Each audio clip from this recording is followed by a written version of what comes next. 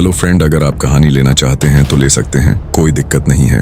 Novel of king channel को subscribe करें। आज हम आपको एक नई और रोमांचक कहानी सुनाने जा रहे हैं। मेजर विजय, तो चलिए शुरू करते हैं। विजय एक एजेंट से बात करने के बाद कॉल रख दिया और उसने अपने मोबाइल पर वरुण का नंबर डायल करने लगा। रिंग जाने के कुछ देर बाद दूसरी तरफ से वरुण की आवाज आई। जी भैया बोलिए, क्या बात है? विजय उस दिन की घटना को याद दिलाते हुए कहा, जरा मुझे ये बताओ, जिस दिन तुम लोगों ने उन आतंकवादियों को पकड़ा था उसमें उनके पास कुछ ऐसा डिवाइस था जिसके वजह से वो सभी किसी भी देश में रहकर किसी को भी कांटेक्ट करके बातें कर सकते थे। जरा सोच कर बताओ वरुण, मुझे इस बात को जानना बहुत ही ज्यादा जरूरी हो गया है। उद्धरण।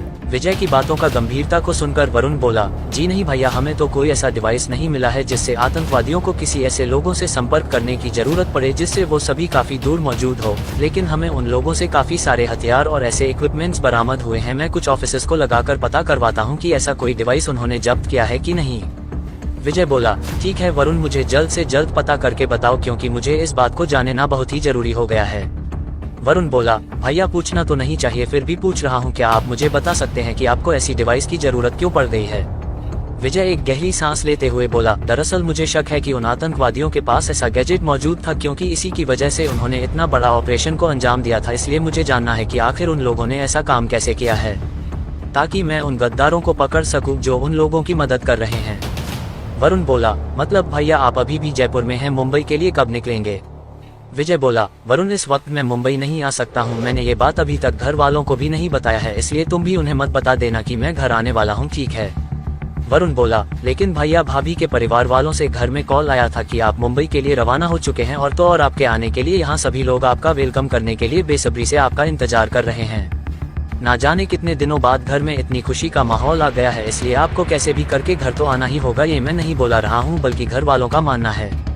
ये सुनकर विजय ने वरुण को समझाते हुए बोला, देखो वरुण, तुम्हें कैसे भी करके घर वालों को मनाना होगा क्योंकि इस वक्त जो तुम लोग सिचुएशन सोच रहे हो वैसा सिचुएशन यहाँ पर मौजूद नहीं है। इस समय हमें किसी को बचाने के लिए जाना है और वो हमारे लिए बहुत ही खास इंसान है। वरुण बोला, ठीक है भैया, मैं कोशिश करता हूँ घर वालों को मनाने के लिए, लेकिन मैं बस इतना कह सकता हूँ कि आप नहीं आने वाले हैं कुछ दिनों तक, उससे आगे आपको ही घर वालों से बात करनी होगी। वरुण की बातें सुनकर एक बार के लिए विजय को भी लग रहा था कि वो अपना काम छोड़ के घर के लिए निकल जाए, लेकिन उसके मन में ऐसा ख्याल आना ये तो नामुमकिन है क्योंकि जो परिवार वालों को छोड़कर देश की रक्षा के लिए निकल सकता है उसे परिवार वालों की ज्यादा फिक्र नहीं होगी। फिर भी कुछ सोचकर विजय ने अपने बड़े भाई और पापा को एक मैसेज सेंड कर दिया कि वो कुछ समय के लिए मुंबई आ नहीं पाएगा, उसे कुछ जरूरी काम आ गया है, इस वजह से वो मुंबई नहीं आ पाएगा। विजय के नसीब में क्या था किसी को अब तक पता नहीं था क्योंकि जब से विजय जयपुर में आया है उसके साथ कुछ न कुछ हो ही रहा है। विजय कुछ सोचते हुए अपने मन में बोला, मैं तो यही चाहता हूँ पापा कि मैं आप लोगों के साथ रहूं, लेकिन हमारे देश में एक बड़ी मुसीबत आ गई है जिस वजह से मुझे उस मुसीबत का सामना करना ही पड़ेगा, चाहे उस मुसीबत के वजह से मेरी जान ही क्यों ना चली जाए, क्योंकि मैं अपने देश की बर्बादी के लिए उन गद्दारों को सही सलामत कैसे जीने दे सकता हूँ। इसीलिए मैंने ठान लिया है कि जब तक मैं उन गद्दारों का सफाया इस भारत माँ की गोद से ना कर दूं तब तक मैं मुंबई वापस नहीं आऊंगा। उद्धरण। विजय की इस सोच से बेखबर सिंह ओबरॉय मैंशन में तैयारियां जोर शोर से चालू हो गया है। उन्हें तो ये भी मालूम नहीं था कि विजय नहीं आने वाला है। सभी बड़े ही उत्साह से विजय और करण की स्वागत के लिए पूरे सिंह ओबरॉय मैंशन को सजा रहे थे। तभी आनंद जी के मोबाइल में एक मैसेज आया जिसे देखकर उनकी खुशी से भरा चेहरा मुरझा गया। उन्होंने एक नजर अपने परिवार वालों की ओर देखा जो जोरों शोरों से विजय और करण के आने का बेसब्री से इंतजार कर रहे थे और उनके आने की स्वागत के लिए पूरे सिंह ओबरॉय मैंशन को सजा रहे हैं। उन्हें समझ में ही नहीं आ रहा था कि ये खबर अपने परिवार वालों को कैसे सुनाएं। तभी उन्होंने देखा कि वरुण उन्हीं की ओर चले आ रहा था। उन्हें कुछ समझ में तो नहीं आया, फिर भी उन्होंने एक नज़र वरुण की ओर देख लिया। वरुण ने उन्हें यही शब्द सुनाया कि विजय और करण मुंबई वापस नहीं आने वाले हैं, जिसके कारण उन्होंने ये बताया कि उन्हें किसी को बचाने के लिए जाना है। इससे इतना तो पता चलता है कि वो इंसान बहुत ही खास है। इसी वजह से तो विजय और करण अपने परिवार वालों को भी छोड़कर उसे बचाने के लिए गए हैं, लेकिन अभी तक इन लोगों को पता नहीं है कि आखिर वो इंसान कौन है। वरुण बोला, विजय और करण भैया दोनों ही नहीं आने वाले हैं क्योंकि उन्होंने बताया है कि उन्हें किसी को बचाने के लिए जाना है, इस वजह से दोनों यहाँ नहीं आ पाएंगे। करण भैया तो दिल्ली निकल चुके हैं पर विजय भैया अभी भी जयपुर में किसी केस के सिलसिले में वहीं पर अटके हुए हैं। आनंद जी ने अपनी गर्दन हाँ में हिलाया और अपने फैमिली वालों की ओर देखकर कहा, पता नहीं जब इन लोगों को ये बात पता चलेगी तो इन पर क्या बीतेगा। शालिनी जी तो अपने बेटे की आने की खुशी में बहुत ही खुशी नजर आ रहे हैं और उन्होंने अपने दोनों बेटों के लिए खास करके अलग अलग किस्म के लड्डू भी बनवाए हैं, वो भी अपने खुद के हाथों से। लेकिन अब हम उन्हें किस मुंह से ये जवाब देंगे कि उनके दोनों बेटे ही अब वापस आने वाले नहीं हैं। उन दोनों को ही किसी मिशन के लिए बाहर जाना पड़ रहा है। उद्धरण, वरुण बोला, लेकिन अंकल हमें कैसे भी करके इन सबों को बताना होगा कि दोनों भाई नहीं आ रहे हैं, वरना जो इन पर उम्मीदें उठी हुई है वो उम्मीद भी टूट जाएगी। शालिनी जी ने देखा कि आनंद जी एक जगह में बैठकर वरुण से बातें किए जा रहे हैं। वो उनके पास जाकर बोली, आप अभी तक यहाँ बैठे हुए क्यों हैं? फटाफट हाथ चलाइए ताकि हम अपने बेटों का धूमधाम से स्वागत कर सकें, क्योंकि दोनों ही बड़े ही अच्छे काम करके मुंबई वापस आ रहे हैं। अपनी बीवी को इतनी खुशी में देखकर आनंद जी ने एक लंबी सांस लिया और बुझी हुई आवाज में कहा, विजय और करण दोनों ही नहीं आ रहे हैं। आनंद जी ने अपनी बात इतनी धीमे स्वर में कहा था कि शालिनी जी के कानों पर सुनाई नहीं दी, यहाँ तक कि बगल में खड़ा वरुण को भी उनकी बातें सुनाई नहीं दी। इसलिए आनंद जी ने हिम्मत करते हुए कहा, शालिनी, विजय और करण दोनों ही नहीं आ रहे हैं। अपने पति की ऐसी बातों को सुनकर शालिनी जी उन्हें घूर कर देखने लगे और बोली, आप ऐसी बातें क्यों कर रहे हैं? शुभ शुभ बोलिए। और हाँ, आपको फिक्र करने की कोई जरूरत नहीं है, मेरे दोनों बच्चे ही जल्द ही मेरे पास आने वाले हैं, इसलिए उल जलूल की बातें मत करिए और फटाफट काम करिए ताकि हम उनका स्वागत बड़े ही अच्छी तरीके से कर सके। ये बोलकर शालिनी जी वहाँ के फूलों को सजाने लगे। आनंद जी ने शालिनी जी को झंझोड़ते हुए कहा, शालिनी, तुम्हें सुनाई नहीं दे रहा है क्या? विजय और करण दोनों ही नहीं आने वाले हैं। आनंद जी ने अपनी बातें इतनी जोर से कहा था कि सभी घर वालों को उनकी बातें अच्छी तरह से सुनाई दी, जिसे सुनकर सब लोग उनके पास आकर जमा हो गए और उन पर सवालों की बौछार करने लगे। रुद्र जी बोले, क्या बात है भाई साहब, आप इतने उदास क्यों दिखाई दे रहे हैं? आखिर क्या हुआ है? अर्जुन अपने पापा की ओर देखकर कहा, हाँ पापा, क्या बात है? आप इतने उदास और गुस्से में क्यों दिखाई दे रहे हैं? और आपने माँ से ऐसी बातें क्यों कहा कि विजय और करण दोनों ही नहीं आने वाले हैं? आनंद जी बोले, वो इसलिए कि अभी मुझे विजय का मैसेज मिला कि करण इस वक्त किसी को बचाने के लिए दिल्ली निकल गया है और विजय को एक जरूरी काम के लिए जयपुर मिलिट्री बेस में ही रोका गया है। शालिनी जी अपने नम आवाज में बोली, लेकिन विजय ने तो खुद ही कहा था कि वो आज ही मुंबई आ जाएगा, लेकिन क्या हुआ? क्या विजय हमसे कुछ छुपा रहा है? क्योंकि जब से वो आर्मी से जुड़ा है हमसे कुछ ना कुछ छुपाता आ रहा है और हमसे कभी भी कहता नहीं है, इसलिए मुझे शक हो रहा है कि विजय हमसे कुछ ना कुछ छुपा रहा है। जैसे ही आनंद जी को विजय का मैसेज मिला कि वो नहीं आने वाला है, ये देखकर उनकी आंखों में एक निराशा चमकने लगी। तभी वहां पर वरुण आया और उसने भी उन्हें यही बात बताई कि विजय और करण किसी मिशन के लिए बाहर गए हुए हैं और दोनों ही मुंबई वापस नहीं आ सकते। जैसे ही ये खबर बाकी के घर वालों को मिली, सब उदास हो गए, क्योंकि उन्हें कभी कभार ही विजय और करण से ठीक से बातें करने को मिलती थी, क्योंकि दोनों ही मिलिट्री ऑफिसर होने के वजह से हमेशा ही बिजी होते हैं। उनके पास हर समय कुछ न कुछ काम आते ही रहता है, इसी वजह से उनके पास भी समय की पाबंदी होता है। शालिनी जी सक जाते हुए बोली, विजय और करण हमसे कुछ न छुपा रहे हैं, क्योंकि जब से विजय मिलिट्री से जुड़ा है वो हमसे कुछ न कुछ छुपाते आ रहा है। जैसे कि अर्जुन की शादी में कई सारे आतंकवादी घुस चुके थे, लेकिन उसने अपनी जान की परवाह न करते हुए भी उन सभी आतंकवादियों को मार गिराया था। और साथ ही साथ हमें उसी दिन ही वरुण के बारे में पता चला था कि वो एक एजेंट है। अगर उस दिन ऐसी घटना ना घटित होती तो हमें पता भी नहीं चलता कि वरुण एक एजेंट है और हमारे उस शादी में इतने सारे आतंकवादी घुस चुके थे। अर्जुन बोला, लेकिन माँ, विजय हमसे क्या ही छुपा सकता है, क्योंकि उसके पास ऐसा छुपाने के लिए कोई भी बात नहीं है। इसलिए हम उससे पता कर सकते हैं कि आखिर ऐसा क्या हुआ कि करण को दिल्ली और उसे जयपुर में ही रुकना पड़ा। हमें इसकी जड़ तक जानी चाहिए, वरना हमें कभी भी पता नहीं चल पाएगा कि विजय और करण ने हमसे क्या क्या छुपा कर रखे हैं। उद्धरण, पूर्वी जी बोली, सही कहा बेटा तुमने, आज ही हमारे पास समय है कि हम छुपे हुए राज के बारे में उन दोनों से पता कर सकते हैं, वरना पता नहीं कब ये बच्चे हमसे इतनी बड़ी बड़ी बातें छुपाने लगेंगे। हमें कैसे भी करके आज पता लगाना ही होगा। सब ने अपनी अपनी सलामती दी और घर के अंदर चले गए।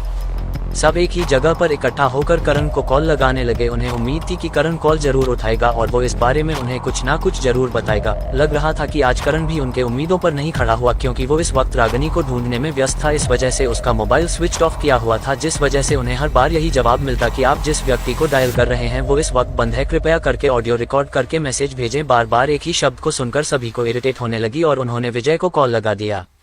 विजय इस वक्त कर्नल सर से कुछ बातें कर रहा था। सर, सबसे पहले हमें सस्पेक्ट प्रजापति खानदान की ओर जाता है, क्योंकि जैसे उनका रुतबा है हमें लगता है कि शायद उनका कनेक्शन आतंकवादियों के साथ हो सकता है। कर्नल सर बोले, कनेक्शन तो सेन खानदान का भी है, तो क्या उनका भी कनेक्शन आतंकवादियों के साथ हो सकते हैं?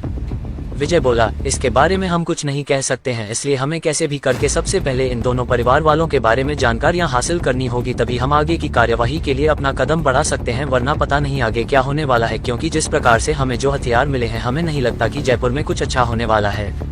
तभी विजय का मोबाइल बजने लगा। उसने देखा कि उसके घर वाले का फोन आ रहा है। उसने कर्नल सर से परमिशन मांगी और कॉल उठा दिया। शालिनी जी बोली, बेटा हमें तुमसे कुछ जानना है और तुम हमसे कुछ छुपाओगे नहीं। विजय को समझ में नहीं आया कि उसकी माँ उससे क्या कहना चाहती है। शालिनी जी बोली, बेटा हमें बताओ कि तुम मुंबई वापस क्यों नहीं आए, और मैं कुछ झूठ तो बिल्कुल भी नहीं सुनना चाहती हूँ। उद्धरण, विजय कुछ बोल पाता उससे पहले ही एक सोल्जर उनके सामने आकर खड़ा होकर बोला, सर हमें एक इन्फॉर्मेशन मिली है जो कि बहुत ही खास है।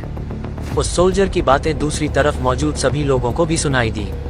विजय बोला, माँ मैं आपको थोड़ी देर में कॉल करता हूँ, इस वक्त मुझे अर्जेंट काम आ गया है इसलिए मैं जा रहा हूँ, लेकिन आप बिल्कुल फिक्र मत करिए, मैं आपको इस बारे में जरूर ही जवाब दूंगा। ये बोलकर विजय ने कॉल कट कर दिया। कॉल करता देखकर सबकी नजरें शालिनी जी की ओर जा टिकी। आनंद जी बोले, क्या हुआ शालिनी, विजय ने क्या कहा?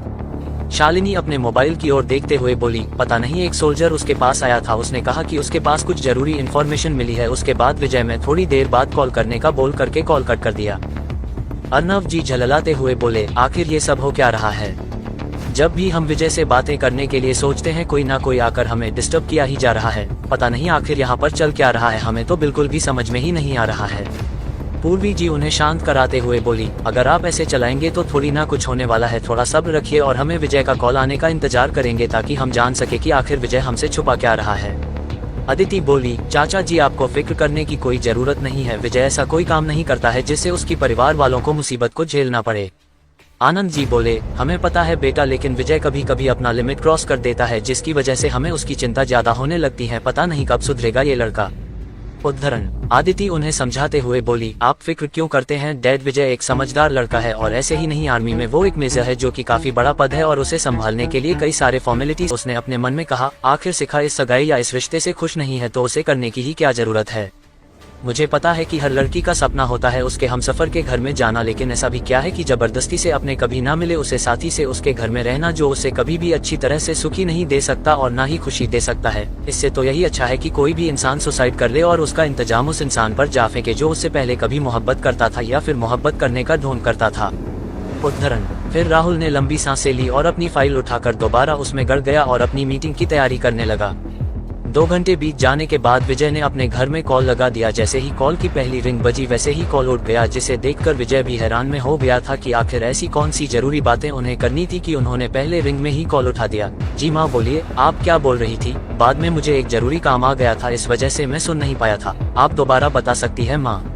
शालिनी जी एक लंबी सांस लेकर बोली, हमें सच सच जानना है विजय कि तुम और करण मुंबई वापस क्यों नहीं आए हो, और हमें कोई झूठी बातें बताकर हमें बहलाने फुसलाने की तो सोचना भी मत, क्योंकि हमें पता चल चुका है कि तुम हमसे हमेशा ही कुछ ना कुछ ऐसी बातों को छुपाते आ रहे हो जिसे हमें जानना बहुत ही जरूरी हो जाता है।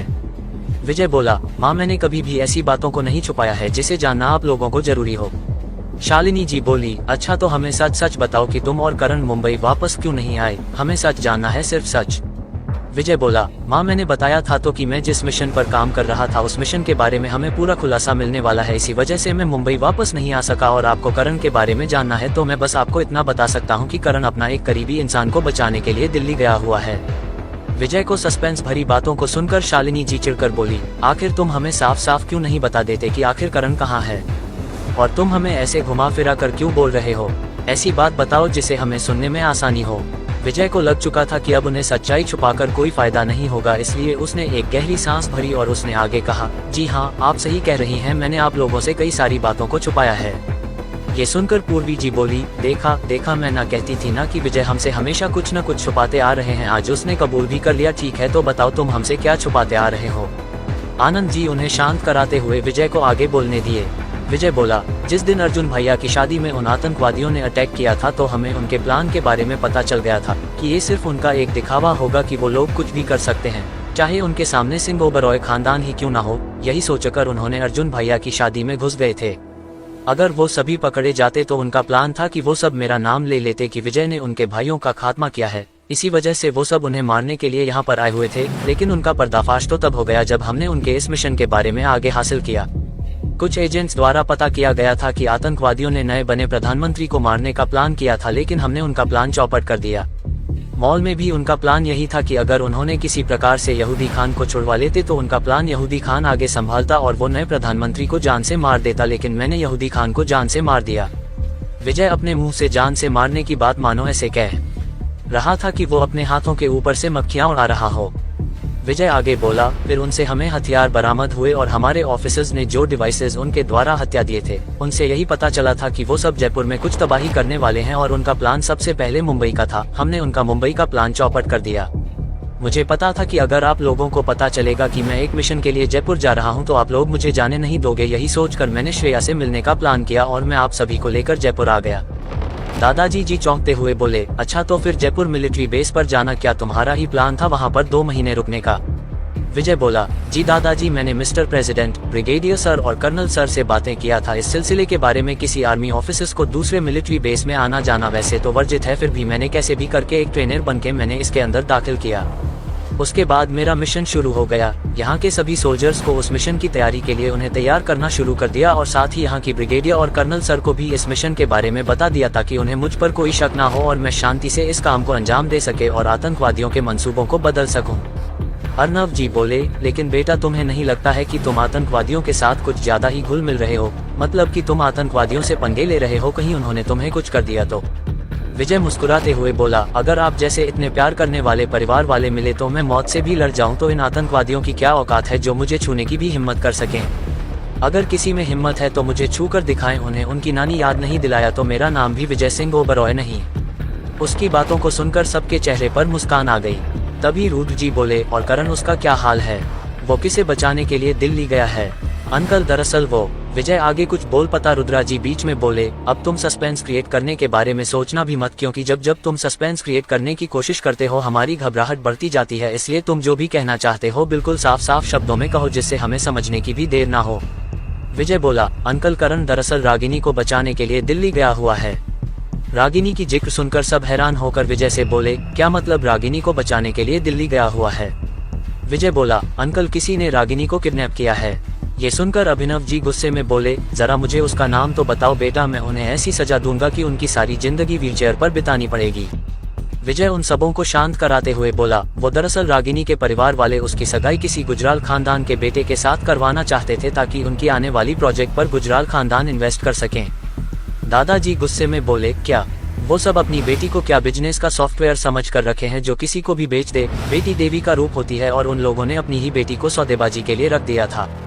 विजय बोला, दादाजी मैंने यही बात उन्हें समझाने के लिए अर्जुन भैया से मदद ली थी और अर्जुन भैया ने उन्हें सबक सिखाने के लिए उन्हें धमकियां भी दी है।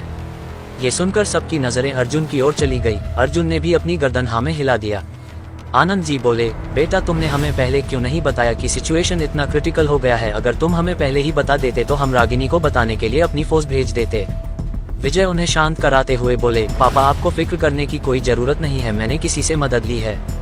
क्या कहा तुमने किसी से मदद ली है? क्या अब हम तुम्हारे लिए पराया हो चुके हैं क्या विजय? दादाजी अपनी निराश आवाज में बोले। अपने दादाजी को गुस्सा होता देखकर विजय बोला, नहीं दादाजी, दरअसल उनकी पावर इतनी है जितनी हमारी भी नहीं है, इसी वजह से मैंने उनसे मदद ली है। जितने जी बोले, तो बताओ कौन है वो इंसान जिसकी पावर हमसे भी ज्यादा है? Mister president. विजय बातों को सुनकर सब दंग रह गए। सबकी होठों से बस एक ही आवाज निकली, मिस्टर प्रेसिडेंट। उन्हें पता था कि विजय और मिस्टर प्रेसिडेंट का अच्छी तालमेल है, लेकिन इतना कि अपने किसी रिश्तेदार को बचाने के लिए वो खुद मिस्टर प्रेसिडेंट से मदद ले ले और मिस्टर प्रेसिडेंट भी मदद देने के लिए तैयार हो गए। विजय बोला, दरअसल चाचा जी मैं उन्हीं के ही कहने पर जयपुर आया था इस मिशन को पूरा करने के लिए, इसीलिए उनकी जिम्मेदारी और मेरे परिवार वालों की जिम्मेदारी उनके हाथों पर थी। इसी वजह से मैंने उन्हें रागिनी को बचाने के लिए उनसे मदद ली है और करण को भी भेज दिया हूँ रागिनी को बचाने के लिए। रुद्रा जी नाम आवाज में बोले, लेकिन बेटा करण का तो कॉल ही नहीं लग रहा है, हम कैसे उसे उसके हालचाल के बारे में पता करेंगे? विजय मुस्कुराते हुए बोला, ज्यादा चिंता करने की कोई जरूरत नहीं है अंकल, दरअसल करण इस वक्त एक मिशन में है और मिशन में किसी को भी मोबाइल ले जाना अलाउड नहीं है। अगर ऐसा हुआ तो कोई भी दुश्मन उस मोबाइल के द्वारा हमें ट्रैक कर सकता है। इसी वजह से हम मोबाइल को अपने बेस पर ही छोड़कर मिशन के लिए निकल जाते हैं, उसके बाद ही हम मोबाइल को हाथ लगा सकते हैं। उद्धरण। शालिनी जी बोली, बेटा हमें उम्मीद है कि करण इस मिशन में सफल हो और तुम भी इस मिशन में सफल हो। विजय टाइम देखते हुए बोला, ठीक है, अगर आप लोगों का क्वेश्चन आंसर हो गया है तो मुझे अब जाना पड़ेगा, क्योंकि हमें एक इम्पोर्टेंट क्लू मिल चुका है उन आदमियों तक पहुंचने के लिए, ताकि हम उन्हें जल्द से जल्द दबोच सके जो खुद भारत में होकर उन्हें अंदर से खोखला कर रहे हैं, उन्हें कड़ी जवाब दे सके। शालिनी जी बोली, मेरा आशीर्वाद तुम्हारे साथ हमेशा रहता है बेटा, और हमेशा ही रहेगा, और तुम ही इस मिशन में जरूर कामयाब होंगे। उसके बाद सभी ने विजय को ऑल द बेस्ट बोलकर मिशन की कामयाबी के लिए दुआएं दी। उसके बाद दोनों तरफ से कॉल कट गया। करण अपने इस मिशन में कामयाब हो पाएगा। शालिनी जी को इस पर भी संतुष्ट नहीं मिला, इसलिए उन्होंने अपने पति को देखकर कहा, क्या हम विजय और करण की मदद नहीं कर सकते रागिनी को ढूंढने के लिए? इससे उन्हें रागिनी को ढूंढने के लिए बहुत ही फायदा मिलेगा। अर्जुन बोला, लेकिन रागिनी को ढूंढने के लिए विजय करण के साथ साथ मिस्टर प्रेसिडेंट भी रागिनी को ढूंढने के लिए लगे हैं। सावित्री जी बोली, तो हम इसमें उसकी कैसे मदद कर सकते हैं? अर्जुन बोला, हमें तो उसकी मदद करनी ही पड़ेगी क्योंकि मैंने रागिनी को सिंह ओबरॉय खानदान का सदस्य बनाया है, इसलिए मैं रागिनी को बचाने के लिए किसी भी हद तक जा सकता हूँ। अर्जुन की बातों को सुनकर सब उसकी ओर देखने लगे क्योंकि अगर कोई भी इंसान सिंह ओबरॉय खानदान का सदस्य बनता है तो उसे बचाने के लिए सिंह ओबरॉय खानदान किसी भी हद तक पहुंच सकता है। अभय अर्जुन की ओर देखकर बोला, ठीक है भाई, मैं अभी अपने सिक्योरिटी गार्ड से बात करके रागिनी को ढूंढने के लिए उन्हें भेज देता हूँ। आनंद जी अपना एक हाथ ऊपर उठाते हुए अभय को रोकते हुए बोला, सिक्योरिटी गार्ड को बुलाने की कोई जरूरत नहीं है, मैं किसी को इस सिचुएशन को हैंडल करने के लिए बोलता हूँ। ये बोलकर उन्होंने अपना मोबाइल निकाला और किसी को कॉल लगाते कहा, गब्बर। दूसरी तरफ से आवाज आई, बोलिए साहब। आनंद जी बोले, तुम्हें एक लड़की को बचाना है, याद रहे वो हमारी बेटी और होने वाली बहू भी है। गब्बर बोला, आप उस लड़की का फोटो भेज दीजिए साहब, मैं उसे आपके पास सही सलामत लेकर आऊंगा, अगर नहीं लेकर आया तो अपनी सिर आपको पार्सल कर दूंगा। आनंद जी बोले, उसकी कोई जरूरत नहीं है गब्बर, बस तुम मेरी बेटी को लेकर चले जाना। गब्बर बोला, आप उसकी फोटो भेज दीजिए मुझे, मैं उसे आपके पास लेकर चला आऊंगा। आनंद जी ने वरुण की ओर देखा और वरुण ने रागिनी की तस्वीर उन्हें शेयर कर दी, जिसके बाद आनंद जी ने गब्बर को रागिनी की तस्वीर भेज दी।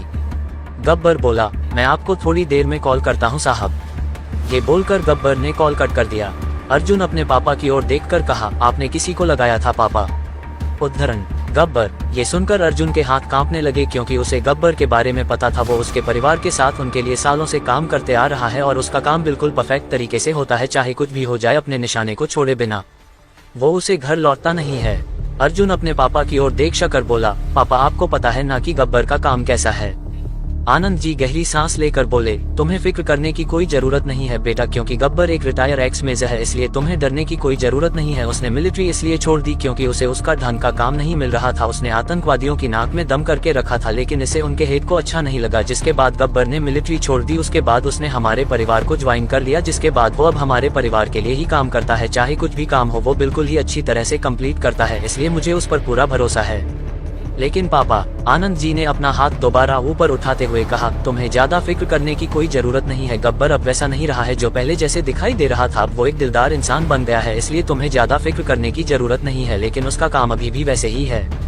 अगली सुबह रागिनी अपने कमरे में बैठकर चिल्ला रही थी कि उसे घर जाना है, घर जाना है। उसकी आवाज सुनकर कई सारे नौकर उस कमरे में आ गए और वो सभी रागिनी को समझाने लगे कि वो इस घर को छोड़कर कहीं नहीं जा सकती है, उसे अब यहीं पर रहना होगा। रागिनी चिल्लाते हुए बोली, अगर तुम लोगों ने मुझे यहाँ से जाने नहीं दिया तो मैं तुम सबको नहीं छोड़ने वाली, एक एक को जिंदा नहीं छोड़ूंगी। लेकिन उसकी बातों को सुनकर उन नौकरों पर कुछ भी फर्क नहीं पड़ रहा था। उन्हें देखकर यही लग रहा था कि उन्हें ये सब रोज का सुनना है। तभी कमरे का दरवाजा खुला और रिया मुस्कुराते हुए अंदर आई। उसने नौकरों की ओर देखकर बोली, अरे अरे अरे, मैंने तो सिर्फ सुना था कि नई नवेली दुल्हन नखरे दिखाती है, लेकिन तुम्हारी तो अभी शादी भी नहीं हुई है और तुम अभी से नखरे दिखाने शुरू कर दी हो। रागिनी चित्ते हुए बोली, क्या मतलब है तुम्हारा? रिया मुस्कुराते हुए बोली, क्योंकि आज तुम्हारा और विक्रम का शादी होने वाली है। रिया की बातों को सुनकर रागिनी चौंक गए और रिया को देखकर बोली, मैं मर जाऊंगी लेकिन विक्रम के साथ शादी नहीं करूंगी। विक्रम दरवाजे से इंटर करते हुए बोला, मेरी जान, तुम्हें इतना जल्दी मरने की कोई जरूरी नहीं है। मैंने तुम्हें वादा किया था कि मैं करण के मरे हुए शरीर से तुम्हारी मेहंदी और उसके चिता पर 7 फेरे लूंगा, तो तुम्हें मरने की कोई जरूरी नहीं है। रागिनी विक्रम को देखकर बोली, तुम शायद भूल चुके हो कि मैं अब सिंह ओबरॉय खानदान की एक सदस्य बन चुकी हूँ, और जो भी इंसान सिंह ओबरॉय खानदान की सदस्य को हासिल कर लेता है, अगर कोई भी उसे मारने की कोशिश करता है तो उसे बचाने के लिए कोई ना कोई जरूर आता है, और देखना, तुम्हें मारने के लिए कोई ना कोई जरूर आएगा। विक्रम हंसते हुए बोला, अगर कोई भी इस जगह पर आने की कोशिश करेगा तो वो इस एरिया में बिछे लैंडमाइन से मारा जाएगा। इसे शादी की जोड़े पहनाओ और इसे नीचे लेकर आओ, चाहे कुछ भी हो जाए, आज हमारी शादी हो जानी चाहिए। ये बोलकर विक्रम कमरे से बाहर चला गया। अब कैसे रागिनी करण की जान को बचाएगी इस मुसीबत से? वहीं करण को रागिनी की किडनैप किए हुए जगह के बारे में पता चल चुका था और वो अपने लोगों के साथ उस जगह पर 2 घंटे में पहुंचने ही वाला है, लेकिन करण को पता नहीं था कि उसे मारने के लिए कितना बड़ा जाल बिछाया गया है। क्या करण को इस बारे में पता चल जाएगा? लेकिन इस सबसे बेखबर करण रागिनी को बचाने के लिए निकल गया था।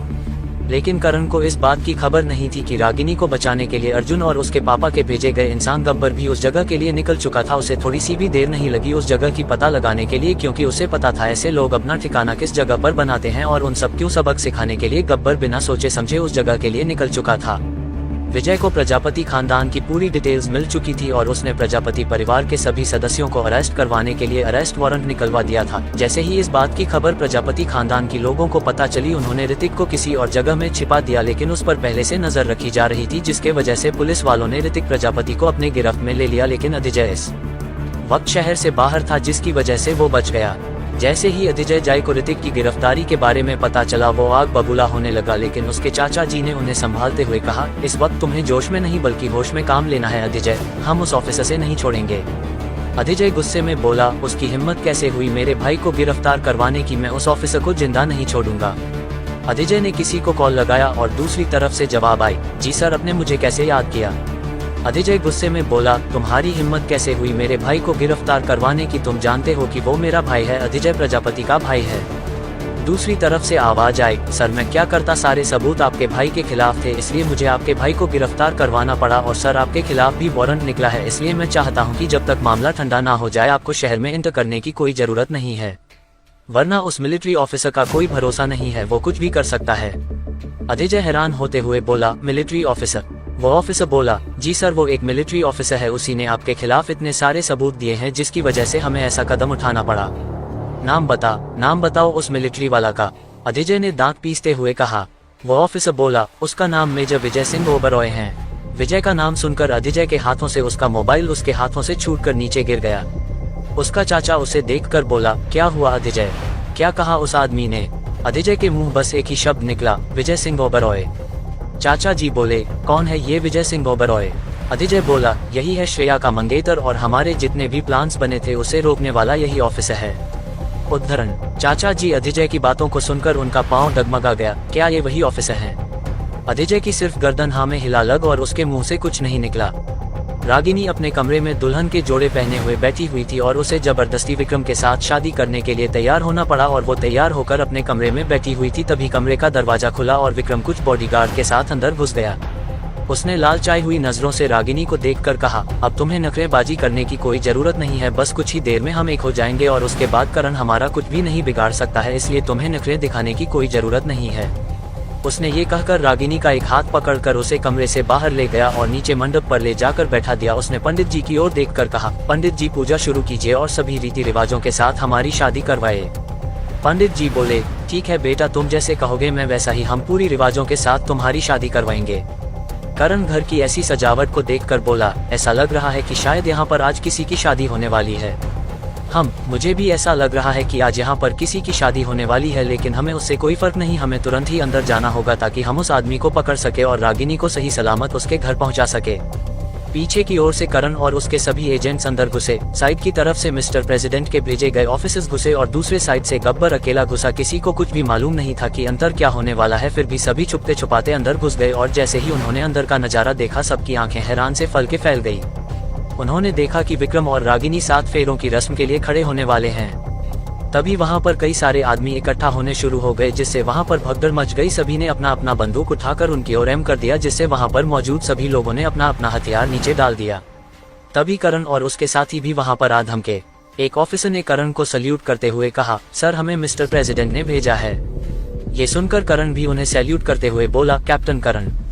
वो ऑफिसर बोला, हमें मालूम है सर कि आप एक मिलिट्री ऑफिसर हैं और हमें मिस्टर प्रेसिडेंट और मेजर विजय सर से हमें सब कुछ बता दिया है।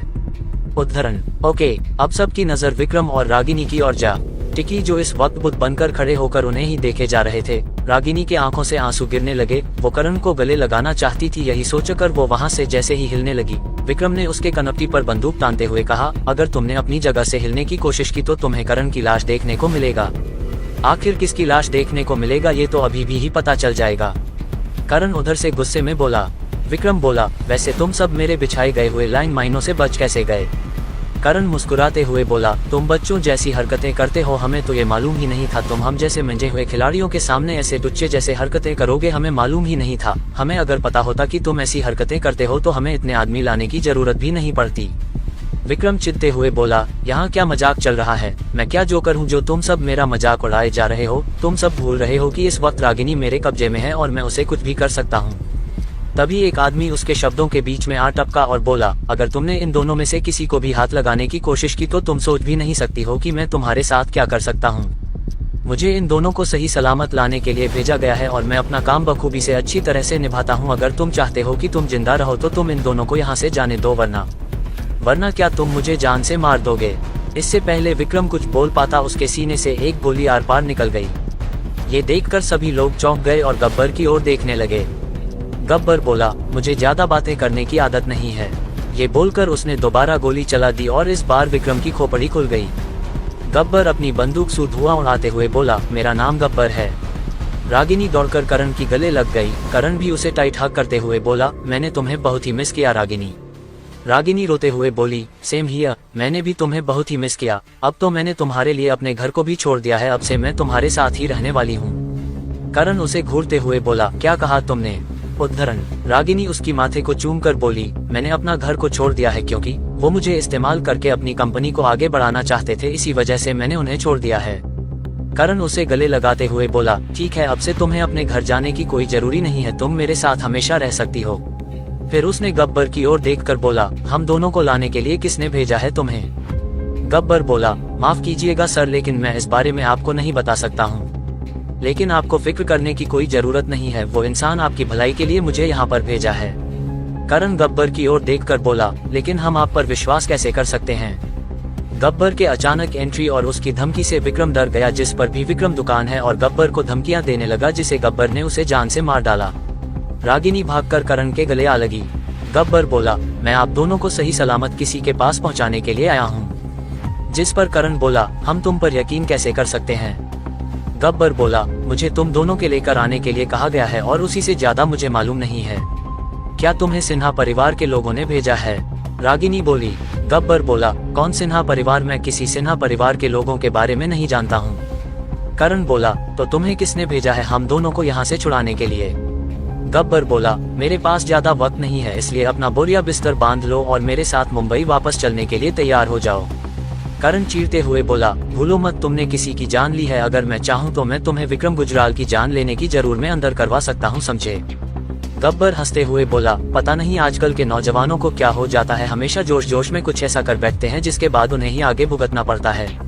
करण गुस्से में बोला, सच सच जवाब दो, तुम कौन हो और तुम्हें यहाँ पर किसने भेजा है, क्योंकि मैं तुम्हारा सच जाने यहाँ से एक कदम भी नहीं जाने वाला हूँ, समझे?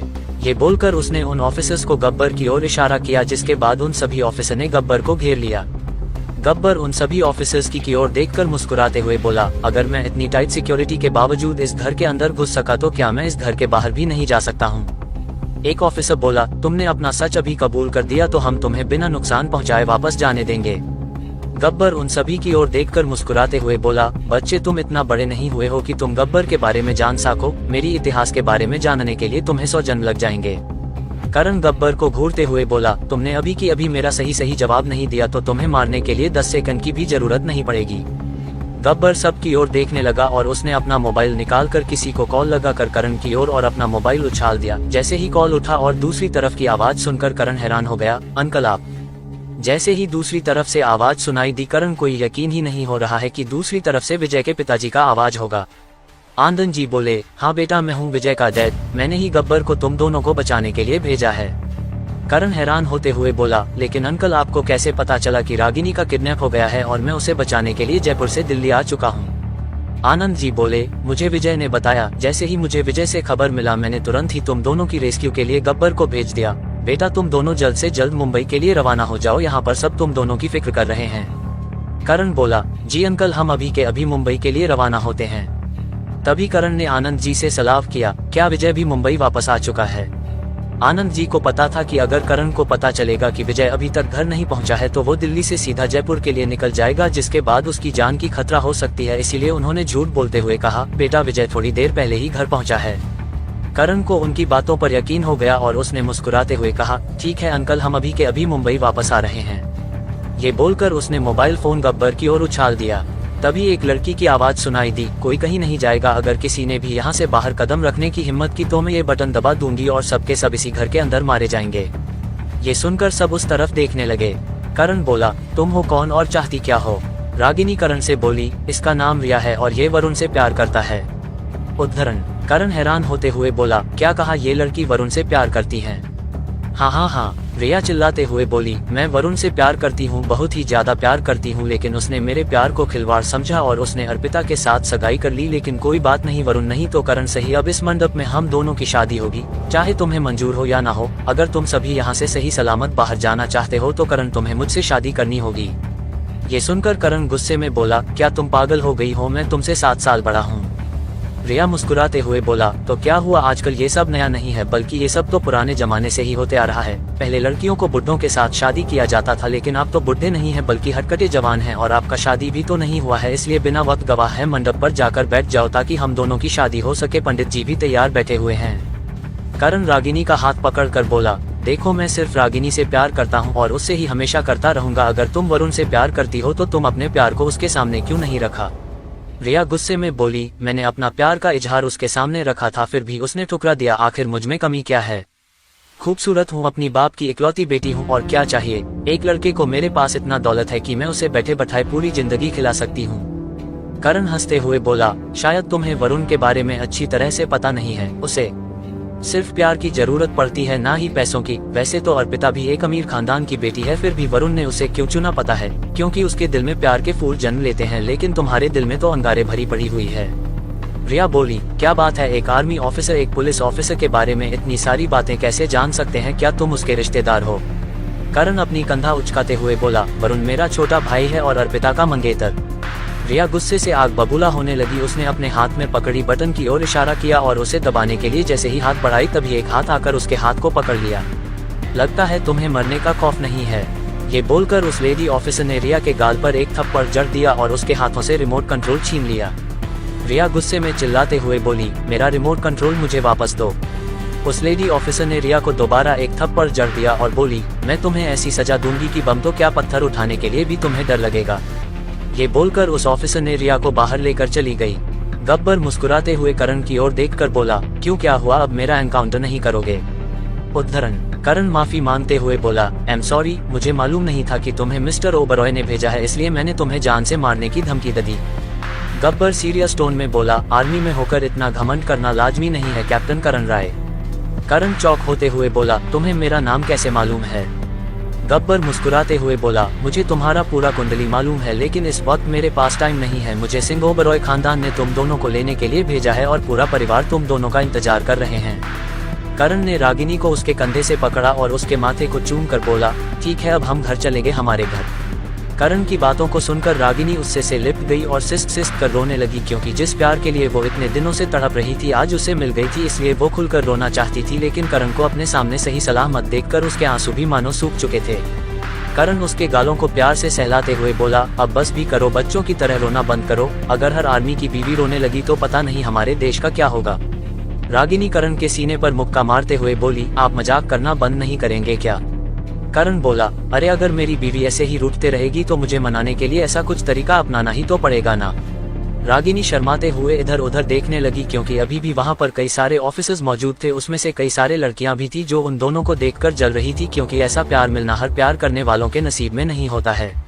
एक लड़की बोली, क्या सर और मैडम एक दूसरे को प्यार जताना बंद नहीं करेंगे क्या। अगर ऐसा ही रहा तो पता नहीं हम सब कब के स्वर्ग सिधार जाएंगे, क्योंकि हमें भी ऐसा प्यार कभी भी नसीब नहीं हुआ है। हम भी इंसान हैं, हमें भी प्यार होता है, लेकिन इन दोनों के जैसे प्यार कभी नहीं हुआ है। एक लड़की उसी लड़की के बगल में खड़ी हुई थी, उसने कहा, पता नहीं मेरे नसीब में कैसा हमसफर का नाम लिखा है जो मुझे भी इन दो प्यार की पंछियों की तरह प्यार करेगा। दूसरी लड़की बोली, सपना देखाना बंद करो, अभी हम इस वक्त मिशन पर हैं, अगर हम सपने पर ही खो गए ना तो पता नहीं हम सबकी आंखें खुलेगी भी या नहीं। उनका सीनियर उनके सामने खड़े होते हुए बोला, सर हर लड़की की सपना होता है कि उसे भी ऐसा हमसफर मिले जो बिल्कुल करण सर और उसकी मंगेतर की तरह मिले। ठीक है, फिर अगर तुम सबको उन दोनों की कहानियां जानना है तो मैं तुम दोनों को उनकी कहानियां बता सकता हूं। ये सुनकर लड़कियां खुशी से उछलते हुए बोली, क्या सच में सर, आप हमें करण सर और उनकी की लव स्टोरी के बारे में बताएंगे। उनका सीनियर बोला, अरे भाई क्यों नहीं बताएंगे, जरूर बताएंगे, लेकिन इस वक्त नहीं, समय आने पर मैं आप दोनों को उनकी प्रेम गाथा जरूर सुनाऊंगा, जिसे सुनकर तुम दोनों को यकीन भी नहीं होगा कि ऐसा भी किसी के साथ हो सकता है। उद्धरण, वो लड़कियां चाहते हुए बोली, ठीक है सर, हम करण सर और उनकी मंगेतर की लव स्टोरी जरूर सुनेंगे। करण की बात हो जाने के बाद सभी ऑफिसर एक साथ मुंबई वापस जाने के लिए तैयार हो गए और बाकी के ऑफिसर दिल्ली लौट गए। पूरे सफर पर रागिनी करण के सीने पर ही सोई रही, क्योंकि इतने दिन तक करण की यादों में बिताकर उसे चैन नहीं मिल रही थी। जैसे ही आज करण उसके साथ मौजूद है, उसे बड़ा ही सुकून मिल रहा था। करण भी उसे बराबर मदद दे रहा था और पूरी फ्लाइट सफर में उसने रागिनी को अपने सीने से ही लगाए रखा। और जब तक दोनों फ्लाइट से उतरकर गाड़ी में बैठकर सिंह ओबरॉय मैंशन तक नहीं पहुंच गए, तब तक करण ने रागिनी को नींद से भी जगाया। जैसे ही दोनों सिंह ओबरॉय मैंशन पर पहुंचे, पूरा परिवार उन दोनों के स्वागत के लिए खड़े हुए थे। इस वक्त रात हो चुकी थी, जिस वजह से सिंह ओबरॉय की जगमगाती हुई लाइट्स मानो टीम में आते हुए तारों की तरह लग रहे थे। बीच में बना फ्लोरा माउंटेन बहुत ही सुंदर और लाइट की वजह से बहुत ही सुंदर दिखाई दे रही थी। जैसे ही गाड़ी की दरवाजा खुला, कोई उन्हें आवाज दे पाता उससे पहले ही करण ने उन्हें शांत रहने का इशारा किया और रागिनी की ओर नजरें फेरी, जो इस वक्त बिल्कुल शांत भाव से सो रही थी। जैसे ही सबकी नजरें रागिनी की ओर गई, उन्होंने देखा कि रागिनी इस वक्त सो रही है, फिर भी वो भला की खूबसूरत दिखाई दे रही है। अब सब धीमी आवाज से बातें करने लगे। करण ने रागिनी को अपने बाहों में उठाया और अंदर की ओर ले जाने लगा। शालिनी जी ने करण को रोका और उन दोनों की आरती उतारकर दोनों को अंदर जाने दिया। सरिता जी बोली, हमें तो यकीन ही नहीं हो रहा है हमारा लल्ला इतना समझदार हो गया है। रुद्रा जी बोले, क्यों भाग्यवान, क्या बात है, आज अपने बेटे की इस अवतार को देखकर चौंक गए ना। हाँ, हमने भी करण को कभी ऐसी किसी की परवाह करते हुए नहीं देखा था, लेकिन आज अपनी मंगेतर को इतना प्यार करता देखकर मुझे अपनी आंखों पर यकीन ही नहीं हो रहा है कि जो लड़का कभी लड़कियों के आगे पीछे भी नहीं घूमता था, आज अपनी मंगेतर को इतने प्यार से उसके कमरे की ओर ले जा रहा है। रुद्र जी आगे बोले, आज सरिता जी मैं बता नहीं सकता हूँ मुझे कितना गर्व महसूस हो रहा है कि मेरे दो इतना समझदार है बेटे हैं, दोनों ही देश की सेवा के लिए अटूट बने हुए हैं। सारिता जी बोली, सही कहा आपने, मैं तो शिव जी से यही दुआ करती हूँ कि जब कभी भी उन दोनों के सामने ऐसी बड़ी मुसीबत आए, शिव जी उनकी साथ कभी ना छोड़े। करण और रागिनी गब्बर के साथ जाने के लिए तैयार हो गए। जब गब्बर का खुलासा हो गया कि उसे सिंह ओबरॉय खानदार के लोगों ने ही भेजा है, जिस वजह से करण और रागिनी को उसके साथ जाने के लिए कोई हर्ज नहीं हुआ, इसलिए दोनों ही बाकी ऑफिसर से अलविदा लेकर गब्बर के साथ मुंबई के लिए रवाना हो गए। इतने दिनों से करण से नहीं मिलने का गम में रागिनी की हालत बहुत ही खराब हो चुकी थी। उसे खुद ही पता नहीं चल रहा था कि उसके आसपास क्या चल रहा है। वहीं करण के कंधों पर अपनी सर टिकाए पूरी सफर में बीते गुजरे दिनों को याद करने लगी और इसी यादों के सिलसिले में उसे कब नींद आ गई उसे खुद ही पता नहीं चला। करण भी उसे डिस्टर्ब नहीं किया और पूरी सफर में उसे अपने कंधों में ही सुलाए रखा। जैसे ही दोनों प्लेन से उतरे, तब भी रागिनी सोई हुई थी। मुंबई में सिंह ओबराय खानदान का दबदबा होने की वजह से उन्हें एयरपोर्ट के रास्ते से बाहर जाने की कोई जरूरत नहीं पड़ी, बल्कि उन्हें पिक करने के लिए एयरपोर्ट के रास्ते पर ही गाड़ी आकर खड़ी हो गई थी और दोनों उस गाड़ी में बैठकर सिंह ओबरॉय खानदान की मैंशन की ओर निकल गए। जैसे ही दोनों सिंह ओबरॉय खानदान के एंट्री गेट पर पहुंचे, उन्होंने देखा कि कई सारे लोग उनके स्वागत के लिए खड़े हुए थे, लेकिन रागिनी को उसके बाहों में सोता देखकर करण उन्हें शांत कराने लगा और रागिनी को अपने गोद में उठाकर अपने कमरे की ओर ले जाने लगा। अपने बेटे की इस नए चित्र को देखकर रुद्र जी और सरिता जी अपने बेटे की इस अवतार को देखकर बहुत ही खुश होते हुए दिखाई दे रहे थे। फिर उन्होंने ईश्वर से दुआ मांगी कि जब भी उन दोनों की बेटे पर मुसीबत पहुंचे तो उनकी मदद करने के लिए वो जरूर मदद करें उनकी। करण रागिनी को सुलाने के लिए अपने कमरे की ओर ले जा रहा था। उसके मन में एक ख्याल आया कि विजय उसे देखने के लिए बाहर क्यों नहीं आया।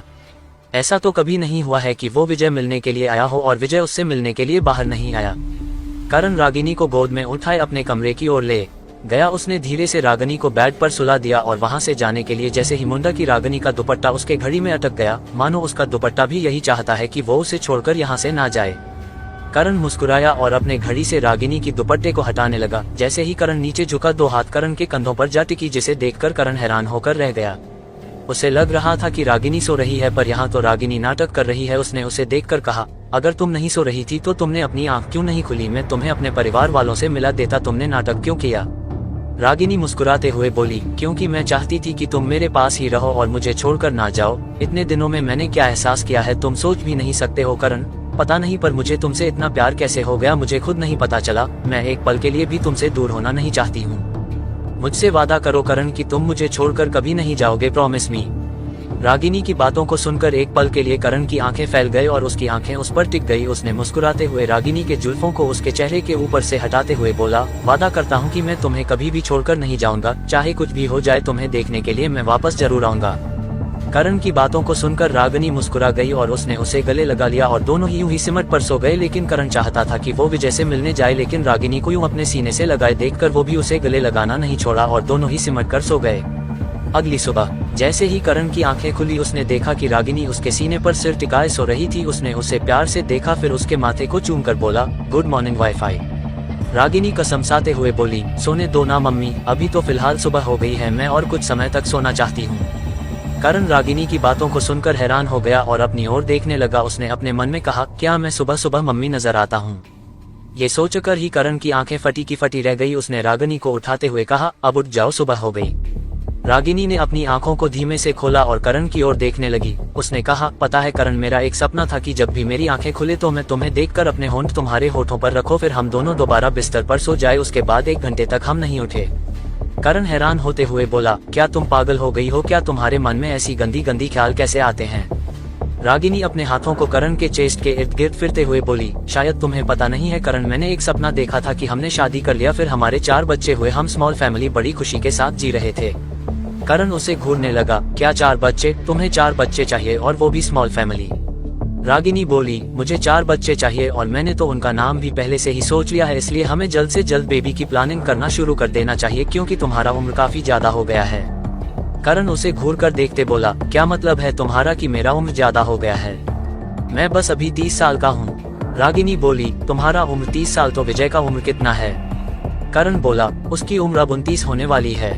रागिनी करण की ओर देखकर बोली, फिर भी तुम उससे भाई कहकर पुकारते हैं।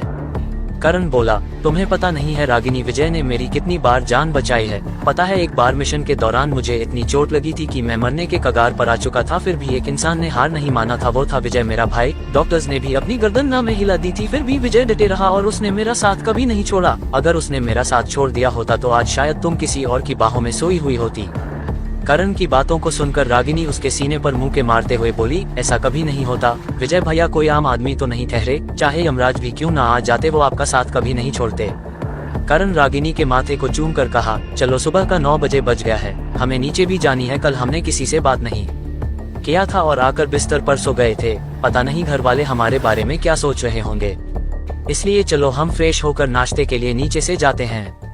तभी उनके दरवाजे का नोक हुआ और करण जाकर दरवाजा खोल दिया। सामने सरिता जी अपने हाथों में दूध का ग्लास पकड़े हुए खड़ी हुई थी। उन्होंने मुस्कुराकर करण की ओर देखकर कहा, कल तुम दोनों काफी थक गए थे, इसलिए मैं तुम्हें उठाना नहीं चाहती थी, फिर भी अभी 9 बजे बज गए हैं, इसलिए मैंने सोचा कि क्यों ना मैं तुम दोनों को उठा दूं। करण बोला, अरे माँ, आपको कब से हमें उठाने के लिए परमिशन लेने की जरूरत पड़ी है? आप जब चाहे हमें उठा सकती हैं, आपका हक है हमारे ऊपर, हम आपके बच्चे हैं। सरिता से बोली, करण तुम बच्चे थे क्योंकि अब तुम्हारी एक मंगेतर भी है और बहुत ही जल्द तुम दोनों की शादी होने वाली है, इसलिए अब तुम बच्चे नहीं रहे, तुम बड़े हो गए हो, समझे? रागिनी पीछे से आते हुए बोली, लेकिन हर माँ बाप के सामने उनके बच्चे तो कभी बड़े नहीं होते हैं माँ जी। ये बोलकर रागिनी ने उनका आशीर्वाद लिया। सरिता जी रागिनी के सर पर हाथ फेरते हुए बोली, सदा खुशी रहो बेटा। रागिनी मुस्कुराई और बोली, माँ जी आपको मुझे ये दुआ देनी चाहिए कि मैं सदा सुहागन हो जाऊं, लेकिन क्या करें, आपका बेटा मान ही नहीं रहा है कि हम जल्द से जल्द शादी कर ले और मैं चाहती हूँ कि हमारे 4 बच्चे हो, लेकिन आपका बेटा तो इसके लिए तैयार ही नहीं है।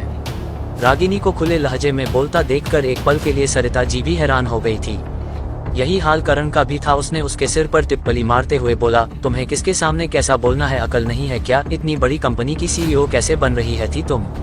रागिनी अपना सिर सहलाते हुए बोली, अरे इसमें मेरा CEO बनने का क्या काम है, मैं तो बस अपनी सासू माँ को अपनी दुख भरे कहानी को बता रही हूँ। ये बोलकर रागिनी सरिता जी के पीछे जाकर उनके कंधों पर अपनी चेहरा टिका दी, जिसके बाद सरिता जी उनके गाल को सहलाते हुए बोली, मेरी मासूम बच्ची।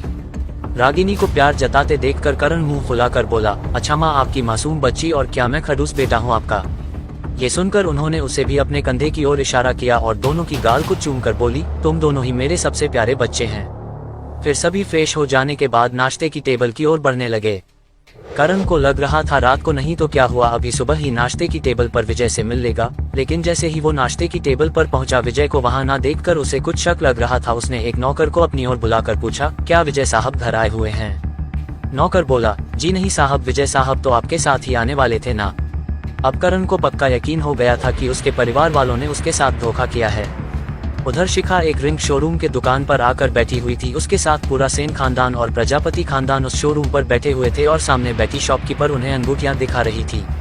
राहुल का भी मीटिंग इसी मॉल के मैनेजर के साथ था। राहुल इस मॉल को खरीदने के लिए आया था क्योंकि इस वक्त यहाँ का मालिक मौजूद नहीं था और उसने मैनेजर से बात कर लिया था, जिसके बाद राहुल को कोई भी दिक्कत नहीं हुई और उसने सक्सेसफुली इसको खरीद लिया। इस बात से अनजान की शिखा और उसके दोनों परिवार भी यहाँ पर मौजूद हैं। वो जैसे ही उस शोरूम से गुजरने लगा, उसने अपनी अंगुली की ओर देखा जो बिल्कुल खाली दिखाई दे रही थी। उसे लगा कि क्यों ना एक अंगूठी ही खरीद ली जाए। ये सोचकर वो उसके अंदर चला गया। लेकिन जैसे ही उसकी नज़र शिखा की ओर गई उसका बढ़ता हुआ कदम रुक गया। उसे यकीन ही नहीं हो रहा था कि शिखा और उसका मुलाकात ऐसा होगा। उसने उससे नजरें फेर लिया और एक चेयर पर जाकर बैठ गया। शिखा के परिवार वाले उसके लिए कई प्रकार के एंगेजमेंट रिंग दिखा रहे थे, फिर भी शिखा को एक भी पसंद नहीं आ रहा था। ये देखकर अदिजय को गुस्सा आ गया और उसने एक अंगूठी उठाई और शिखा के दाहिने हाथों की एक अंगुली में पहनाकर बोला, ये ठीक है, इसे पैक कर दो। उसकी ऐसी हरकतों को देखकर शॉपकीपर भी शॉक्ड हो गया था, फिर भी उसने उसका हुक्म मानते हुए उस अंगूठी को उसके लिए पैक कर दिया। राहुल उसी टेबल पर जाकर बैठ गया और उसने उस शॉपकीपर को देखकर कहा, मुझे इस शोरूम का सबसे कीमती अंगूठी चाहिए। राहुल की बातों को सुनकर आसपास खड़े सभी लोग उसकी ओर देखने लगे। प्रजापति और सेन खानदान भी राहुल की ओर देखने लगे, फिर भी राहुल रुका नहीं और उसने आगे कहा, साथ में मुझे हीरो का हार भी चाहिए। दरअसल मेरी नई भाभी आने वाली है, वो भी 3। शॉपकीपर पर मुस्कुराते हुए राहुल की ओर देखने लगी और उसने एक असिस्टेंट को स्टोर रूम में जाकर सबसे महंगी और कीमती हीरो का हार और हीरो का अंगूठी लाने के लिए बोल दिया। अपने सामने इतने आमिर इंसान को देखकर अदिजय की कजन परिणीति उसके सामने जाकर बैठ गई और उसने राहुल की ओर देखकर मुस्कुराते हुए बोली, हेलो हैंडसम, क्या तुम अंगूठियां खरीद रहे हो?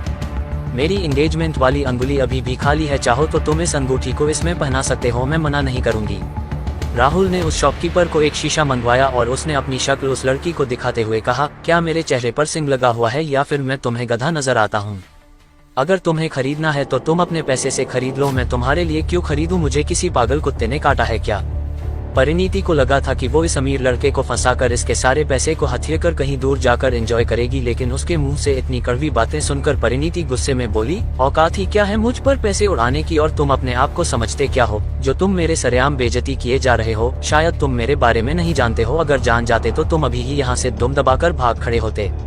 राहुल उसकी ओर देखकर बोला, देखिए मिस, जो भी आपका नाम है, सबसे पहले तो आपने मुझ पर ट्राई करने की कोशिश की। जब मैंने आपको भाव नहीं दिया तो आप आकर मुझे परेशान कर रही हैं। मैं नहीं चाहता हूं कि मेरी वजह से यहाँ के ग्राहकों को दिक्कत पड़े और मुश्किल झेलनी पड़ी, इसलिए वरना। परिणीति चिल्लाते हुए बोली, वरना क्या? तुम मुझे मारोगे? दाम है तो हाथ उठाकर दिखाओ, उसके बाद तुम यहाँ से जिंदा बचकर नहीं जा पाओगे।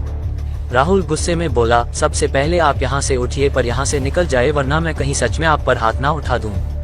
परिणीति दोबारा चिल्लाते हुए बोली, अरे देखो देखो, इस लड़के को ये मुझ पर हाथ उठाने की कोशिश कर रहा है। उसकी आवाज सुनकर आसपास के सभी लोग उनके पास जमा हो गए और राहुल को हीन भाव से देखने लगे। एक औरत बोली, अरे तुम तो बड़े घर का मालूम होता है, फिर भी इतनी गिरी हुई हरकत, तुम्हें शर्म नहीं आती है एक मासूम लड़की को छूते हुए? दूसरी औरत बोल, सही कहा आपने, अमीर होने का यही फायदा उठा रहा है किसी मासूम लड़की को छोड़कर। राहुल कुछ नहीं बोला और उसने उस शॉपकीपर की ओर देखकर कहा, मुझे ये सभी चाहिए, सबको पैक कर दो। शॉपकीपर उसका रिंग पैक करने लगा, फिर राहुल ने अपने असिस्टेंट को बिल बनाने के लिए बोल दिया। दूसरी औरत बोली, अरे कैसा बेशर्म है, इधर लड़की छेड़ता है और उधर उस लड़की के साथ दिल करता है। तभी एक लड़का ने राहुल के कंधे पर हाथ डाल दिया। जैसे ही उस लड़के की हाथ राहुल के कंधों पर हाथ पड़ी, मानो राहुल के अंदर ज्वाला फूट पड़ा। वो तुरंत खड़ा होकर उस लड़के की ओर देखने लगा, फिर उसने एक मुक्का उस लड़के के सीने पर जड़ दिया, जिसके बाद वो लड़का फर्श पर गिर गया। हाथटे कटे लड़के को एक पल में चत्र खाता देखकर सब पीछे हटने लगे। राहुल गुस्से से उन लोगों की ओर देखकर बोला, अगर मेरी गलती होती तो मैं मान लेता, लेकिन इस लड़की को देखकर मुझे इतना तो पता चल गया है कि इसे पैसे के सिवा कुछ दिखता नहीं है। फिर उसने परिणीति ओर देखकर बोला, तुम यहाँ से अभी के अभी निकल जाओ, वरना तुम सोच भी नहीं सकती हो कि मैं तुम्हारे साथ क्या कर सकता हूँ। राहुल को इतने गुस्से में देखकर परिणीति वहां से भागकर दूसरी ओर चली गई। शॉपकीपर ने राहुल के हाथों पर बिल थमाया और राहुल वहां से बाहर ही निकलने वाला था कि तभी उसके कंधे पर दोबारा किसी ने हाथ रखा। जैसे ही राहुल अपना मुक्का बनाकर पीछे मुड़ा, उसके सामने शिखा खड़ी हुई थी। अपने ऊपर राहुल के मुक्के को देख उसके आंखों से आंसू बहने लगी। उसे यकीन ही नहीं हो रहा था कि राहुल इतना निर्दयी हो सकता है कि उसे भी मारने के लिए मुक्का दिखा दे। वो वहां से रोते हुए बाहर निकल गई।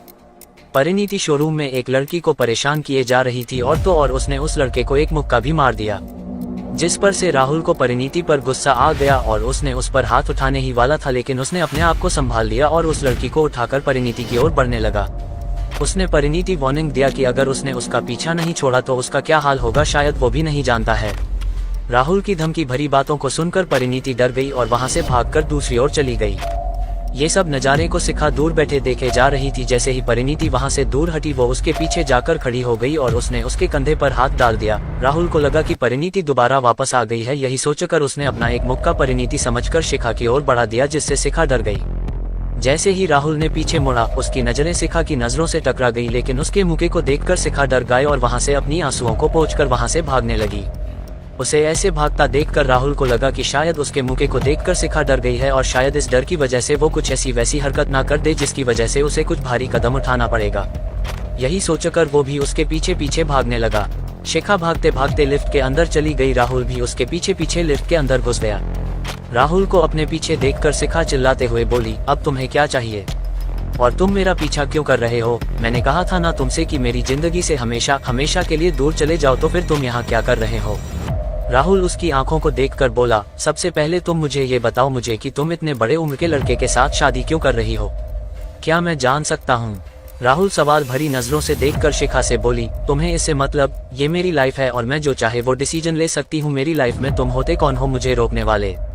राहुल चाहता तो अभी के अभी शिखा को यहाँ से भगा कर ले जा सकता था, लेकिन वो नहीं चाहता था कि उसके परिवार में उसका नजरिया कुछ अलग बने। यही सोचकर उसने उसे देखकर कहा, तुम्हारे परिवार वाले उस लड़के के साथ शादी करवाने के लिए फोर्स कर रहे हैं क्या? अगर तुम उस लड़के से शादी नहीं करना चाहती हो तो मुझे बताओ, मैं तुम्हारी मदद कर सकता हूँ। तुम मेरी मदद करोगे? शिखा हंसते हुए बोली, जब मैंने प्यार का प्रस्ताव तुम्हारे सामने रखा था तो तुमने तो बड़े आसानी से ही ठुकरा दिया। उसके बाद अब आए हो मुझे बचाने के लिए। आखिर तुम खुद को समझते क्या हो? राहुल शिखा को दीवार से साटाते हुए बोला, तुमने नहीं बल्कि सबसे पहले मैंने प्यार का प्रस्ताव रखा था तुम्हारे सामने, लेकिन तुमने क्या किया? अपने घमंड में आकर मेरे प्यार को ठुकरा दिया। उसके बाद अब इतने बड़े उम्र दराज के लड़के के साथ शादी करने के लिए तैयार हो गई। शिखा राहुल की ओर देखकर नम आवाज में बोली, मैंने कभी भी नहीं सोचा था कि तुम ऐसी सोच भी रखते हो। राहुल बोला, तो फिर ये बताओ तुमने उस लड़के के साथ शादी करने के लिए हाँ क्यों कहा? मैंने देखा था किस तरह से वो तुम्हारा ख्याल रखता है। शिखा उसकी ओर देखकर बोली, तो तुम्हें क्या? मेरी मर्जी, मैं किसी के साथ भी शादी करूं, तुम्हें इससे मतलब क्या है?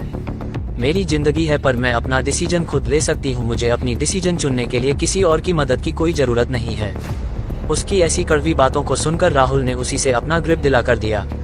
राहुल ने उस शोरूम पर खरीदा हुआ अंगूठी को शिखा के एक अंगुली में पहनाते हुए बोला, मैंने तुमसे पहले ही कहा था शिखा कि तुम सिर्फ मेरी हो और मेरी ही रहोगी। चाहे जो भी हम दोनों के बीच में आ जाए मैं उसे नहीं छोड़ूंगा। तुम सिर्फ मेरी हो और किसी की नहीं हो सकती। ये गांठ अपने मन में बांध लो। अपने अंगुली में राहुल की पहनाई गई अंगूठी को देखकर एक पल के लिए शिखा भावुक हो गई और उसने राहुल को अपने सीने से लगा दिया। शिखा रोते हुए बोली, अब बहुत देर हो गया है राहुल, क्योंकि मेरे दादाजी ने मेरी सगाई अदिजय प्रजापति के साथ करवा दी है। अदिजय का नाम सुनकर राहुल दंग रह गया। उसने कहा, क्या ये वही अदिजय है जिसे पहले श्रेया महाजन के साथ शादी के बंधन में बचपन में ही बांध दिया गया था, लेकिन बाद में कुछ मनमुटाव के कारण दोनों अलग हो गए? ये सुनकर शिखा चौंकते हुए बोली, तुम्हें इस बारे में कैसे पता है? ये बातें एक राज की तरह है, अगर कोई भी अपनी इस बात को जुबान पर लाता है तो उसे जान से मार दिया जाता है। तुम्हें पता नहीं है क्या? ऐसा क्यों? राहुल बोला। शिखा बोली, क्योंकि प्रजापति खानदान का मानना है कि अगर उनके इस राज को कोई जान लेता है तो उनकी जान को खतरा हो सकता है, इसीलिए उन्होंने इस बात को राज रखने के लिए पूरे उदयपुर और जयपुर में कहा गया है। लेकिन तुम्हें इस बात के बारे में कैसे पता चला? उद्धरण। शिखा सवाल भरी नजरों के साथ राहुल को देखने लगी। राहुल बोला, क्योंकि एक बार अदिजय और मेरे भैया में लड़ाई हुई थी, जिसके बाद मेरे भैया ने अदिजय को इतना मारा था कि उन्हें हॉस्पिटल में एडमिट करना पड़ा था। राहुल की बातों को सुनकर शिखा के पैरों तले जमीन खिसक गई। उसने हकलाते हुए कहा, क्या कहा तुमने? तुम्हारे भैया ने अदिजय को इतनी बुरी तरह से मारा था कि उसे हॉस्पिटल में एडमिट कराना पड़ा था? राहुल अपना सिर हाँ में हिलाते हुए कहा, हाँ, क्योंकि उसे मेरी भाभी चाहिए थी, लेकिन भाभी मेरे भैया को पसंद करते थे। शिखा बोली, अच्छा, तुम्हारी भाभी का क्या नाम है? शिखा बोली, श्रेया। उसे पता है कि उसे इस समय क्या करना है? सरिता जी बोले, लेकिन बेटा तुम्हें अच्छी तरह से विजय और करण के बारे में नहीं पता है। दोनों ही बड़े जिद्दी लड़के हैं। एक अपने भाई के लिए जान ले भी सकता है तो दूसरा अपने भाई के लिए जान दे भी सकता है। रागिनी फिकर जताते हुए बोली, आप फिक्र मत करिए माँ, मुझे पूरा यकीन है करण घर वापस जरूर आएंगे। उधर करण समुद्र के किनारे में जाकर बैठ गया था और समुद्र की ओर देखे जा रहा था। फिर उसने अपना मोबाइल निकाला और किसी को कॉल लगाने लगा। दूसरी तरफ किसी की जवाब ना आते देखकर उसे चीड़ मच रही थी। फिर भी उसने एक और नंबर डायल किया और सामने से जैसे ही कॉल उठा उसने फिक्र जताते हुए कहा, सर विजय कहाँ है? सामने से कर्नल सर बोले, दरअसल विजय को हमने एक मिशन भेज दिया गया है, उसी मिशन को पूरा करने के लिए विजय बाहर गया है, लेकिन तुम्हें फिक्र करने की जरूरत नहीं है। उसे हमने फुल प्रोटेक्शन के साथ भेजा है। अगर कोई ऐसी चीज होती है, चाहे विजय की जान खतरे में हो जाती है, तो फिर हमने उसके लिए एक बैकअप प्लान भी तैयार किया है, इसलिए तुम्हें ज्यादा फिक्र करने की कोई जरूरत नहीं है। ये सुनकर करण गहरी सांस लेकर बोला, मुझे पता है सर, आप विजय को कुछ भी नहीं होने देंगे, फिर भी मुझे उसकी चिंता सताती रहती है, क्योंकि मैंने उसके साथ बहुत वक्त बिता लिया है ना। इसलिए जब भी मुझे उसका ख्याल आता है तो पता नहीं अंदर से एक डर बैठा रहता है। इसी वजह से मैं उसकी इतनी फिक्र करता हूँ। चाहे कुछ भी हो जाए उसको, चाहे कितनी गोलियां लग जाए, फिर भी अपने दोस्तों की जान बचाने के लिए पीछे नहीं हटता है। ऐसा है मेरा भाई। कर्नल सर बोले, कैप्टन साहब मैंने कई सारे दोस्त देखे हैं लेकिन आप जैसे दो जिगरी यार कभी नहीं देखे हैं। मुझे उम्मीद है तुम्हारा भाई, तुम्हारा दोस्त जरूर वापस आएगा और तुम्हें ज्यादा फिक्र करने की जरूरत नहीं है। मिशन इतना कठिन नहीं है, बस उन्हें एक इन्फॉर्मेशन निकलवा कर आना है, फिर 2 दिनों के बाद विजय मुंबई में होगा। कर्नल सर की बातों को सुनकर करण बोला, thank you so much sir, मुझे आप पर और आपके सोल्जर्स पर पूरा भरोसा है कि वे सभी मेरा भाई का ख्याल अच्छी तरह से रखेंगे और मेरा भाई भी आपके सोल्जर्स का अच्छी तरह से ध्यान रखेगा। फिर उन दोनों के बीच का कॉल संवाद खत्म हो गया। करण समुद्र की लहरों को देखकर बोला, हे माँ, मेरे भाई का ध्यान रखना, चाहे कुछ भी हो जाए उसे वापस मेरे पास भेज देना, क्योंकि मैं अपने परिवार के बिना तो रह सकता हूँ लेकिन मेरे भाई के बिना नहीं रह सकता हूँ। दूसरी तरफ विजय अपने सोल्जर्स को लेकर एक मिशन के लिए निकल चुका है। उन्हें प्रजापति खानदान के किसी सबूत के बारे में पता चला था। विजय के पास एक सोल्जर आकर बोला, सर हमने इस घर को पूरी तरह से जांच लिया है, हमें कुछ पेपर्स मिले हैं और कुछ हीरे जवाहरात जो कि काफी कीमती दिखाई दे रहे हैं। विजय ने एक हीरे को उठाया और उसे गौर से देखते हुए बोला, ये सब नकली हैं। ये सुनकर सबकी आंखें फैल गई। उन्होंने उस हीरे की ओर देखा और बाकी के जवाहरात की ओर। उन्हें देखकर कोई भी ये कह सकता है कि ये सब असली है, लेकिन असली की समझ उन्हीं की होगी जो ज्यादातर इनके बीचों में गिरा हुआ रहता है। दूसरा सोल्जर बोला, लेकिन सर आपको कैसे पता कि ये सब नकली हैं? हमें तो बिल्कुल असली दिखाई दे रही हैं। विजय ने अपनी बंदूक की नोक से उसे खुरेने लगा। जैसे ही उसने खुरेदना शुरू किया, असलियत उसी समय सबकी आंखों के सामने दिख गई। सामने एक काली धब्बा दिखाई दे रहा था। उसका मतलब ये सारे के सारे हीरे जवाहरात नकली थे। कैप्टन साहब बोले, सर कोई अपने घर में इतने नकली हीरे जवाहरात क्यों रखे? उन्होंने देखा कि कई सारे आभूषण भी वहाँ पर रखे गए हैं। ये सब नकली है और इसे नाटक मंडली इस्तेमाल करता है। एक सोल्जर बोला, सर इसका मतलब है कि हमें किसी ने गलत इन्फॉर्मेशन दिया। उस ऑफिसर का ये कहना था ही विजय में सबको उस जगह को अभी के अभी खाली करने का ऑर्डर दिया। जैसे ही सब बाहर निकले वो घर बम के धमाके से उड़ गया, लेकिन अभी भी विजय के हाथ में उस घर के पेपर्स लग चुके थे। उसने उस पेपर्स की ओर इशारा करते हुए कहा, इस घर का मालिक जो कोई भी है उसे ढूंढ कर लेकर आओ, और हाँ, इस घर के अंदर अब कोई नहीं जाएगा। ये बोलकर विजय ने अपना वॉकी टॉकी निकाला और मिलिट्री बेस में इन्फॉर्म कर दिया कि यहाँ पर उन्हें एक ट्रैप लगाया गया था, जिससे वो सभी बच गए, लेकिन घर नेस्तनाबूद हो गया। कैप्टन सिंधे बोला, भाई अगर विजय सर अभी नहीं होते तो कसम से हम सबकी लाशें बिजी होती घर के अंदर। कैप्टन सुनील बोला, सही कहा, इसलिए तो इन्हें इतना सक्सेसफुली कई सारे मिशनों को कंप्लीट किया है। मौत से भी खेलकर निकल आए, उसी का नाम है मेजर विजय सिंह ओबरॉय। वहां की सिचुएशन को संभालने के बाद सभी सोल्जर वापस मिलिट्री बेस के लिए निकल गए। ब्रिगेडियर सर विजय से बोले, इतनी बड़ी गलती कैसे हो गई? आप लोगों को कैसे नहीं पता चला कि वो एक ट्रैप है? ये सुनकर विजय मुस्कुराते हुए बोला, मुझे पता था सर कि वो एक ट्रैप है। ये सुनकर ब्रिगेडियर सर चौंके हुए बोले, क्या?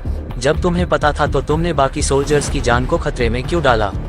क्या तुम्हें पता है अगर एक भी सोल्जर्स अंदर छूट जाते तो क्या हो सकता था? उद्धरण। विजय बोला, सर आपको पता नहीं है, दरअसल हमारे इन हरकतों पर कई सारे आंखें गड़ी हुई है, इसीलिए मैंने जानबूझकर अपने सोल्जर्स को वहां लेकर गया ताकि मैं उनके शक को बढ़ा सकूं। ये सुनकर ब्रिगेडियर सर बोले, अच्छा तो फिर बताओ तुम्हें और क्या क्या मालूम है जितना हमें मालूम नहीं है? विजय गहरी सांस लेकर बोला, सर इस पूरे खेल का मास्टरमाइंड कोई और नहीं बल्कि सेन खानदान का सबसे बड़ा प्रबल सेन है। कर्नल सर चौंकते हुए बोला, आप पागल तो नहीं हो गए हैं मेजर? आपको पता है कि यहाँ पर किस पर इल्जाम लगा रहे हैं? वो कोई आम आदमी नहीं है, यहाँ के जाने माने हस्तियों में से एक है। विजय बोला, सर उनके खिलाफ हमारे पास पुख्ता सबूत है और गवाह भी मौजूद है, इसलिए बस आप मुझे थोड़े समय दीजिए, उसके बाद खुद ब खुद प्रबल सेन को मैं आपके हवाले कर दूंगा। चाहे कुछ भी हो जाए मैं उसे गिरफ्तार करवा कर ही रहूंगा, उसके लिए मुझे किसी भी हद तक जाना पड़े।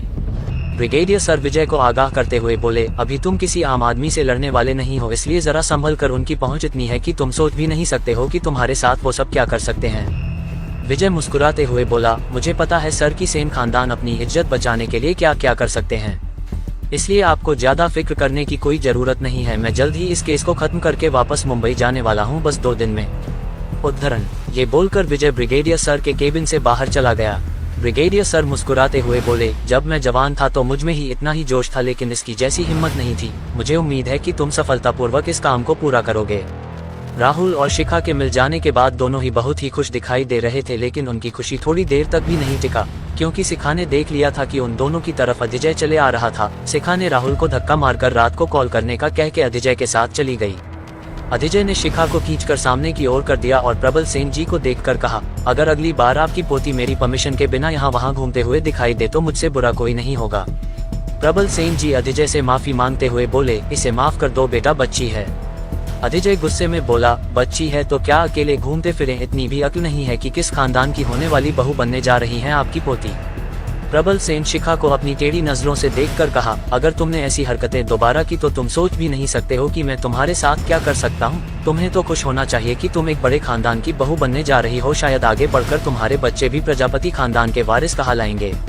अदिजय घूरकर प्रबल सेन को देखकर कहा, इसकी उम्मीद भी मत रखना, क्योंकि मैं अपना बच्चा आपकी पोती के साथ कभी नहीं करवाने वाला हूँ। अगर ऐसा भी हो जाता है तो मैं आपकी पोती के बच्चे को जान से मार दूंगा, क्योंकि मैंने पहले ही आपसे कहा है मैं किसी और से प्यार करता हूं और मैं उसी के साथ शादी करना चाहता हूं, लेकिन आपकी वजह से मैं आपकी पोती के साथ शादी करने के लिए तैयार हूं। इसका मतलब ये नहीं कि मैं आपकी पोती के साथ पूरी जिंदगी बिताने वाला हूं, वो बस मेरी घर की एक नौकरानी के समान रहेगी। प्रबल सेन अदिजय को कुछ नहीं बोल सकते थे, क्योंकि उन्हें पता था अदिजय उसका तुरुप का इक्का है, इसीलिए उसने उसका कोई जवाब नहीं दिया और अपना गुस्सा घूंट पीकर रह गए। अदिजय ने सबके सामने शिखा के गालों को पकड़कर कहा, अगर तुमने ऐसी हरकतें प्रजापति मेंशन में किया होता तो आज तुम्हारे परिवार वालों को तुम्हारी लाश मिली होती, समझी। ये बोलकर उसने शिखा को धक्का मार दिया, जिससे शिखा फर्श पर जा गिरी। जैसे ही शिखा गिरी फिर भी उसके पास उसे उठाने के लिए कोई भी नहीं गया, क्योंकि उन्हें पता था अगर उन्होंने शिखा को उठाया तो उनका सामना अदिजय जैसे राक्षस से होने वाला है, इसलिए किसी ने शिखा की मदद नहीं की। अपने परिवार वालों को इतने बेबस में देखकर शिखा की आंखों से आंसू टपकने लगी। अदिजय वहां से मुड़ा और उस शोरूम से बाहर निकल गया। धीरे धीरे करके सेन खानदान भी वहां से निकल गया। वहां पर मौजूद सभी कर्मचारी ये देखकर हैरान हो गए कि एक अमीर लड़के के साथ अपनी बेटी की शादी करवाने के लिए उन्हें कितनी जिल्लत झेलनी पड़ रही है। उन्हें ये सब देखकर शिखा के लिए बुरा महसूस हो रहा था। उन लोगों ने ऐसा जालिम आदमी कभी नहीं देखा था जो अपनी ही होने वाली बीवी को शादी से पहले ही उनके परिवार वालों के सामने ही मारता पीटता हो। पता नहीं जब वो लड़की उस लड़के के घर में बहू बनकर जाएगी तो उसका क्या हश्र होगा, ये कोई भी नहीं सोच सकता।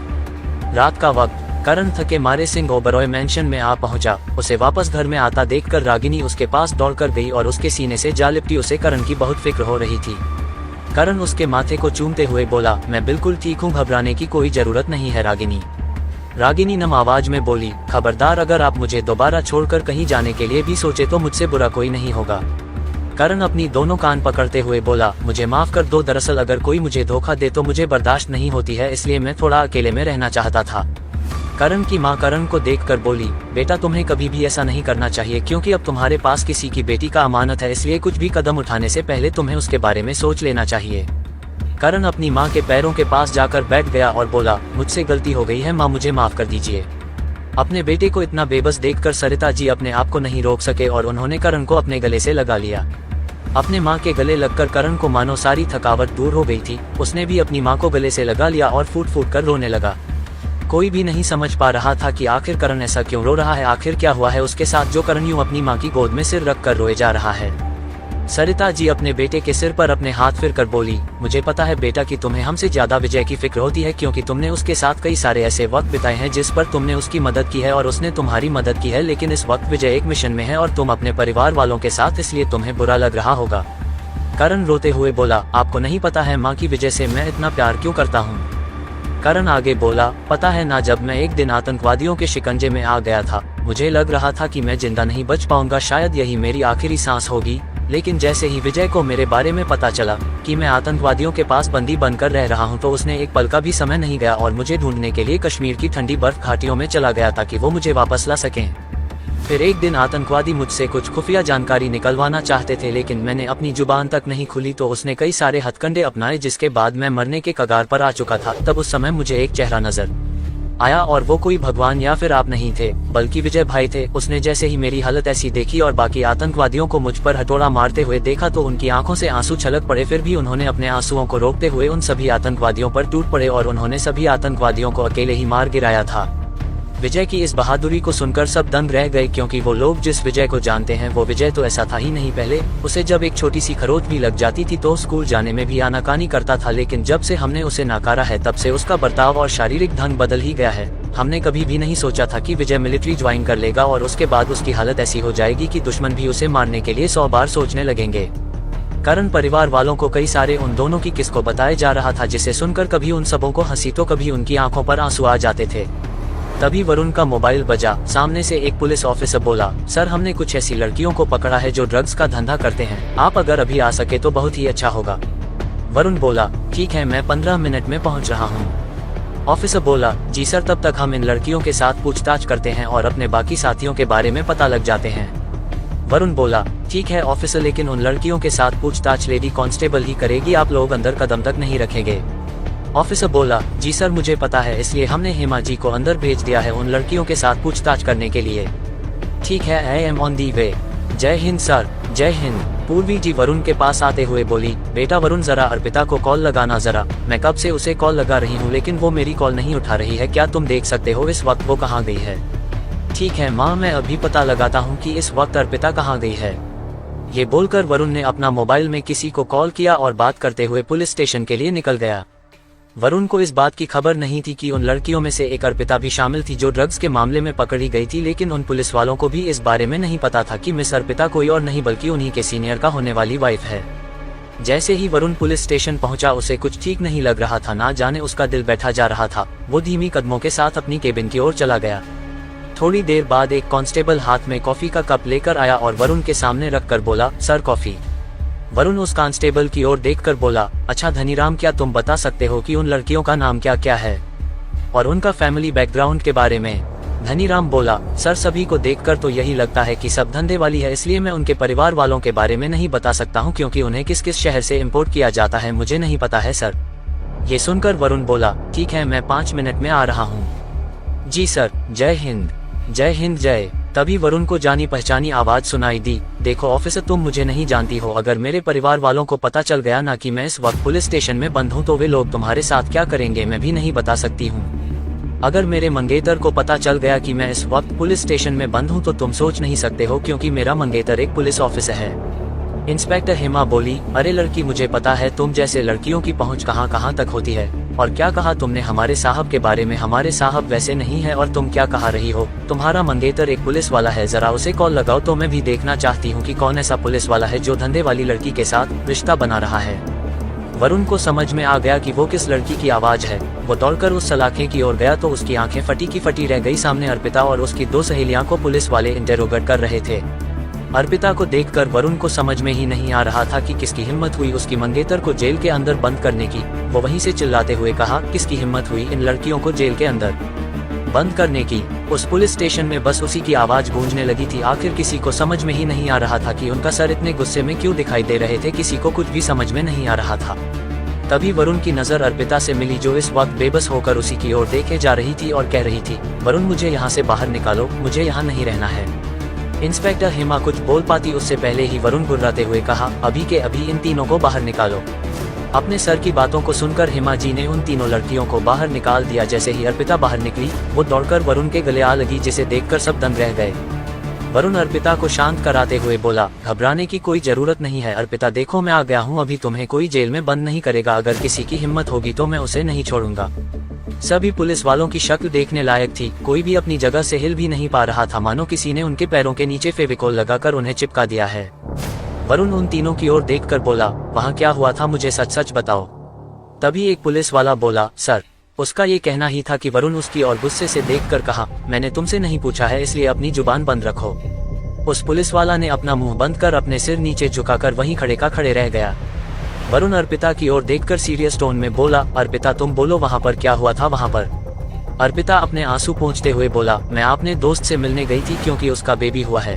हमें घर आते वक्त रात हो गया था क्योंकि हम शाम को ही उनसे मिलने के लिए गए थे। जैसे ही हम एक टोल नाके के पास पहुंचे इन पुलिस वालों ने हमें पकड़ लिया और हमसे हमारी सारी कागजात ले ली। सारी कागजात सही होने के बाद भी उन्हें रिश्वत चाहिए थी, लेकिन हमने रिश्वत नहीं दी, जिसकी वजह से उन्होंने हमें झूठे केस में डालकर हमें अंदर कर दिए। ये सुनकर एक ऑफिसर बोला, सर ये लड़की झूठ बोल रही है, यही लोग हमें रिश्वत देने के लिए फोर्स कर रहे थे ताकि हम इन्हें जल्दी घर जाने के लिए दे दे। लेकिन उसका ये कहना ही था कि एक चांटा उस ऑफिसर के गाल में थप्पड़ लगा, चटाक। वो पुलिस वाला फर्श को चूमता हुआ नजर आ रहा था। वरुण गुस्से से उस ऑफिसर की ओर देखकर बोला, मैंने कहा था ना बिल्कुल शांत, तुम लोगों को भी बोलने का वक्त दिया जाएगा, इसलिए अभी चुपचाप रहो वरना मेरा सारा का सारा तुम पर ही उतार दूंगा। अर्पिता बोली, फिर इन्होंने हमें झूठे केस में अंदर डाल दिया और हमसे झूठ मूठ का पूछताछ करने लगे ताकि वो तुम्हें दिखा सके कि वो सभी अपनी ड्यूटी अच्छी तरह से निभा रहे हैं। अर्पिता की बात खत्म हो जाने के बाद वरुण ने पुलिस वालों की ओर देखकर कहा, लगता है तुम्हारी वर्दी तुम्हें खाए जा रही है, इसलिए तुम लोगों को रिश्वत की जिंदगी जीना है। कोई बात नहीं है, जी लो, मेरी तरफ से बेखौफ रहो, लेकिन अगर मैंने तुम लोगों को किसी एक को भी रिश्वत लेते हुए पकड़ लिया तो सबको मैं डिसमिस कर दूंगा, चाहे तुम्हारी पहचान में मिनिस्टर हो या फिर खुद कमिश्नर सर भी। वरुण को इतनी गुस्से में देखकर एक ऑफिसर बोला, सर ये लड़की झूठ बोल रही है, हमने ऐसा कुछ भी नहीं कहा था इन लड़कियों से। ये सुनकर वरुण की आंखें छोटी हो गई और वो पीछे मुड़कर उस ऑफिसर की ओर देखते हुए बोला, अच्छा ठीक है, फिर मैं इस केस को अब हैंडल नहीं करने वाला हूँ। वरुण की बातों को सुनकर किसी को कुछ भी समझ में नहीं आया। तभी वरुण दोबारा बोला, लेकिन जो इसके बाद आने वाला है उसका मैं भी कुछ नहीं बिगाड़ सकता हूँ, क्योंकि तुम लोगों ने कोई छोटी गलती नहीं की है। तुमने मेरे मंगेतर को गलत केस में अंदर डालने की कोशिश की है, और मेरी मंगेतर कोई आम घर की बेटी नहीं है। अगर इन्होंने उन्हें फोन कर दिया तो तुम लोग सोच भी नहीं सकते हो तुम्हारे साथ क्या होगा। तुम लोगों को यकीन नहीं है ना?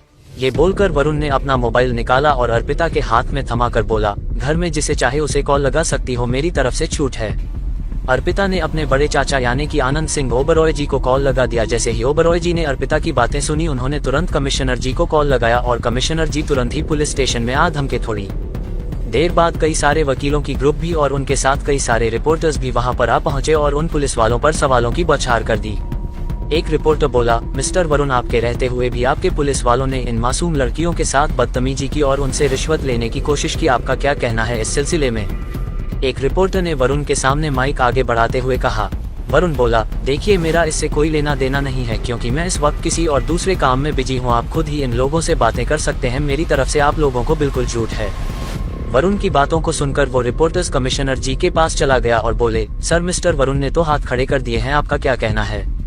कमिश्नर सर एक नजर अपने ऑफिसर्स की ओर देखने लगे जो इस वक्त सर झुकाए खड़े हुए थे, फिर उनकी नजरें उन लड़कियों के ऊपर गई। ये लड़कियां जैसे चाहेगी वैसे ही इन ऑफिसरों के साथ होगा।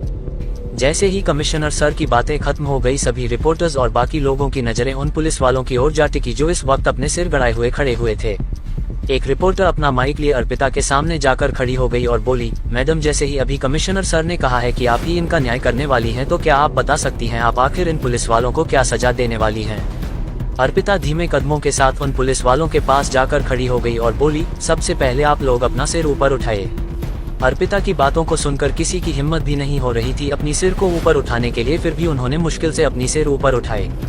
उन्हें गिल्टी महसूस होता देखकर अर्पिता बोली, अरे आप लोग ऐसे गिल्ट में होने की कोई जरूरत नहीं है। मुझे पता है कि आप लोग अपना काम कर रहे थे, लेकिन रिश्वत लेना कोई अच्छी बात नहीं होती है, क्योंकि मेरा एक भाई एक आर्मी ऑफिसर है और एक मेरा खुद का होने वाला पति आप ही लोगों का सीनियर है। उन्होंने तो कभी रिश्वत नहीं ली, तो आप लोगों को क्या जरूरत आन पड़ी थी कि आपको उस समय रिश्वत लेने की जरूरत पड़ी? क्या आपका तनख्वाह कम है? अर्पिता की बातों को सुनकर सबकी नजरें दोबारा फर्श को घूरने लगी। अर्पिता उस लेडी ऑफिसर के पास चली गई और बोली, मैडम, आप काफी उम्र दराज की लगती हैं, शायद 45-50 उम्र की आप हो सकती हैं, लेकिन क्या अगर इस वक्त आपकी बेटी गलत जुर्म के वजह से पुलिस स्टेशन के अंदर कैद हो जाती तो क्या आप उन्हें नहीं छोड़ती? कि आप उन्हें बचाने के लिए हथकंडे नहीं अपनाती? इंस्पेक्टर हेमा बोली, आई एम सॉरी मैडम, मुझसे गलती हो गई है, आगे से मैं ऐसी गलतियां दोबारा नहीं दोहराऊंगी। बाकी के ऑफिसर्स ने भी अर्पिता और बाकी उनके साथियों के साथ यही तरह से बर्ताव करते हुए कहा, हमें माफ कर दीजिए मैम, हम ऐसी गलतियां दोबारा नहीं करेंगे और ना ही आज से किसी से भी रिश्वत मांगेंगे और ना ही किसी को देने देंगे। अर्पिता उन्हें समझाते हुए बोली, देखिए, मैं एक अमीर घर की बेटी हूं, तो मुझे बचाने के लिए अभी यहाँ पर कई सारे वकील और खुद कमिश्नर सर आए हुए हैं, लेकिन मेरे दोस्त की परिवार वाले मिडिल क्लास वाले हैं। अगर इनके परिवार वालों को पता चल जाता है कि इनकी बेटी थाने में इस वक्त बंद है तो उन पर क्या बीतेगी? क्या आप लोगों ने इसके बारे में सोचा है? आप लोग हमें बिना सोचे समझे गलत केस में अंदर डाल देते हैं, लेकिन उसके बाद हमें किस जिल्लत भरी जिंदगी से जीना पड़ता है आप लोगों को नहीं पता है। इसलिए मैं आप लोगों से गुजारिश करती हूँ कि ऐसी गलतियाँ दोबारा मत दोहराएगा कि बाद में किसी की जिंदगी बर्बाद हो जाए। फिर अर्पिता आगे बोली, मैं आप लोगों को इसलिए माफ कर रही हूँ क्योंकि आप लोग जब भी हम कहीं जाते हैं तो हमारे प्रोटेक्शन के लिए आपके पुलिस ऑफिसर्स हमेशा हमारे लिए तैनात रहते हैं और हमें जनता से सुरक्षित बाहर निकल जाता है। जैसे आर्मी वाले बॉर्डर की सुरक्षा करते हैं, वैसे ही आप अंदर में छुपे आतंकवादियों से लड़ते हैं और अंदर से खोखले हो रहे हमारे देश को बचाते हैं। अगर आप लोग अभी यहाँ मौजूद नहीं होती तो हमारी जिंदगी जहन्नुम बन जाती। मैं बस यही दुआ करूंगी कि आप लोग हमेशा सुरक्षित रहे और खुश रहें, ताकि आप हमारी सुरक्षा कर सके और हम आपको उस सुरक्षा की पूरी भरपाई कर सके, ना ही रिश्वत के द्वारा। अर्पिता की बातों को सुनकर सबकी आंखों में आंसू छलक उठे, क्योंकि उन्हें पता नहीं था कि जब वो लोग किसी को गलत जुर्म के इल्जाम में अंदर डाल देते हैं उसके बाद उसके साथ क्या होता है। आज तक उन लोगों को कुछ भी मालूम नहीं है और ना ही उनसे इनका कुछ फर्क पड़ता था, लेकिन आज अर्पिता की बातों को सुनकर उनकी आंखों से आंसू छलक उठे थे। एक ऑफिसर बोला, हम आपसे वादा करते हैं मैडम, आज से नहीं अभी से अगर हम किसी की मदद कर सके जिसके बाद उसकी पूरी जिंदगी खुशी माए से बीतेगी तो हम उस व्यक्ति की जरूर की मदद करेंगे। अर्पिता की बातों को सुनकर सभी ने उसके लिए जोरदार तालियां बजाई। वरुण को समझ में ही नहीं आ रहा था कि ये वही अर्पिता है जो हमेशा उसे शादी और बच्चे पैदा करने के लिए फोर्स करते रहती है। उसने भी उसके लिए तालियां बजाते हुए कहा, आज तो आपको इन मैडम ने बचा लिया, लेकिन अगली बार ऐसा कुछ होता है तो उसकी खामियाजा भुगतने के लिए सब तैयार रहेंगे। एक ऑफिसर बोला, ऐसा होगा ही नहीं सर, हम आपसे सच्चाई की राह पर चलेंगे और कभी भी रिश्वत का नाम तक अपनी जुबान पर नहीं लाएंगे। कमिश्नर सर बोले, ऑफिसर आप लोग हमेशा से ही सच्चाई के रास्ते पर चलते हैं, लेकिन आप लोगों की राह थोड़ी से भटक गई थी, लेकिन अब आप लोग सही राह पर आ चुके हैं, इसलिए मैं आप लोगों को 2 दिनों की छुट्टी दे रहा हूं। तब तक के लिए अपने आप को फ्रेश करिए और अपने परिवार वालों के साथ वक्त बताइए। जैसे ही आप नौकरी पर दोबारा आते हैं तो मैं आप लोगों के चेहरे पर एक नई जोश और उमंग देखना चाहता हूँ। इंस्पेक्टर हेमा बोली, सर हम आपसे वादा करते हैं जैसे ही हमारी छुट्टियां खत्म होगी आप हमारे चेहरे पर एक नई खुशी और जोश जरूर ही देखेंगे, हम आपसे वादा करते हैं। वरुण बोला, ऑफिसर मुझे आपकी वादे की कोई जरूरत नहीं है, बल्कि मैं आपको उस रास्ते में देखना चाहता हूँ। फिर उसने अर्पिता की ओर देखकर बोला, मुझे पता नहीं था कि तुम्हारे शब्द में इतने पावर होगा कि इन सभी पुलिस वालों की भ्रष्ट हुई बुद्धि को भी सुलझा पाए। अर्पिता मुस्कुराते हुए बोली, तो क्या तुम्हें पता नहीं है क्या मैं किसकी मंगेतर हूँ? ये सुनकर वरुण इधर उधर देखते हुए बोला, वैसे सही कहा, मुझे पता नहीं है कि आप किसकी मंगेतर है। मैडम आप बता सकती हैं आप किसकी मंगेतर हैं? ये बोलकर अर्पिता वरुण को उसी के पुलिस स्टेशन में दौड़ाने लगी। ये देखकर सभी पुलिस वाले हंसने लगे क्योंकि ये CP वरुण को अपने काबू में करना किसी के बस की बात नहीं है। कमिश्नर सर भी वहीं खड़े होकर इन दोनों की नादानियां को देख रहे थे और मुस्कुरा रहे थे। वकीलों ने भी उस जगह को छोड़कर वहां से अपने अपने दफ्तरों के ओर निकल गए। वरुण अर्पिता को पकड़ते हुए बोला, अरे यार थोड़ी सी तो इज्जत करो मेरी, हम इस वक्त पुलिस स्टेशन में मौजूद है और यहाँ पर मेरी बहुत इज्जत है। अच्छा तो तुम चाहते हो कि मैं तुम्हारी इज्जत करूं? भाड़ में जाओ। ये बोलकर अर्पिता वरुण के पीठ पर चढ़ गई। इस वक्त दोनों वरुण के केबिन के अंदर में थे, जिस वजह से अंदर से चिल्लम चिल्ली की आवाज बाहर सबको सुनाई दे रहे थे और सब उन दोनों की इन हरकतों को देखकर अपने हंसी को रोक नहीं पा रहे थे। मथुर जी बोले, अरे शर्मा जी, हमारे साहब को बहुत ही अच्छी बीवी मिलने वाली है। शर्मा जी, क्यों माथुर जी ऐसा क्या हो गया? मथुर जी बोले, अरे देख नहीं रहे हो क्या कैसे उनकी मंगेतर हमारे साहब को मजा चखा रही हैं? ऐसा तो बस वही कर सकता है जिसमें हमारे साहब को झेलने की ताकत हो। शर्मा जी बोले, लेकिन मथुर जी हमें तो यही दिखाई दे रहा है कि वरुण साहब भी उनकी मैडम को हरा नहीं पाते हैं, इसीलिए तो इस वक्त दोनों जंगली बिल्लियों की तरह लड़ रहे हैं। मथुर जी मुस्कुराते हुए कहा, सही कहा आपने माथुर जी, लेकिन इस वक्त दोनों पुलिस स्टेशन के अंदर मौजूद थे, क्या उन्हें थोड़ी सी भी शर्म नहीं आ रही है? शर्मा जी बोले, अरे शर्म लिहाज होता तो हम बड़े बुजुर्गों की भी तो थोड़ी ख्याल रखते, लेकिन उन्होंने तो हमारी बातें तो को नजरअंदाज कर दिए हैं। वहीं वरुण और अर्पिता आपस में झगड़ ही रहे थे कि तभी वरुण के मोबाइल में सिंह ओबरॉय खानदान से कॉल आया। आनंद जी बोले, बेटा क्या वहाँ की सिचुएशन अब ठीक है? वरुण बोला, जी अंकल, अर्पिता ने सब कुछ संभाल लिया है। वरुण की बातों को सुनकर आनंद जी अपने मोबाइल की ओर देखकर कहा, क्या कहा? अर्पिता ने सब कुछ संभाल लिया? वरुण मुस्कुराते हुए अर्पिता की ओर देखकर बोला, जी हाँ अंकल, जो भाषण दिया है अर्पिता ने, जिसके बाद तो उन सभी पुलिस वालों की बोलती बंद हो गई थी और मेरी तो मुंह ही खुले का खुला रह गया था। आनंद जी बोले, अच्छा ऐसा है क्या?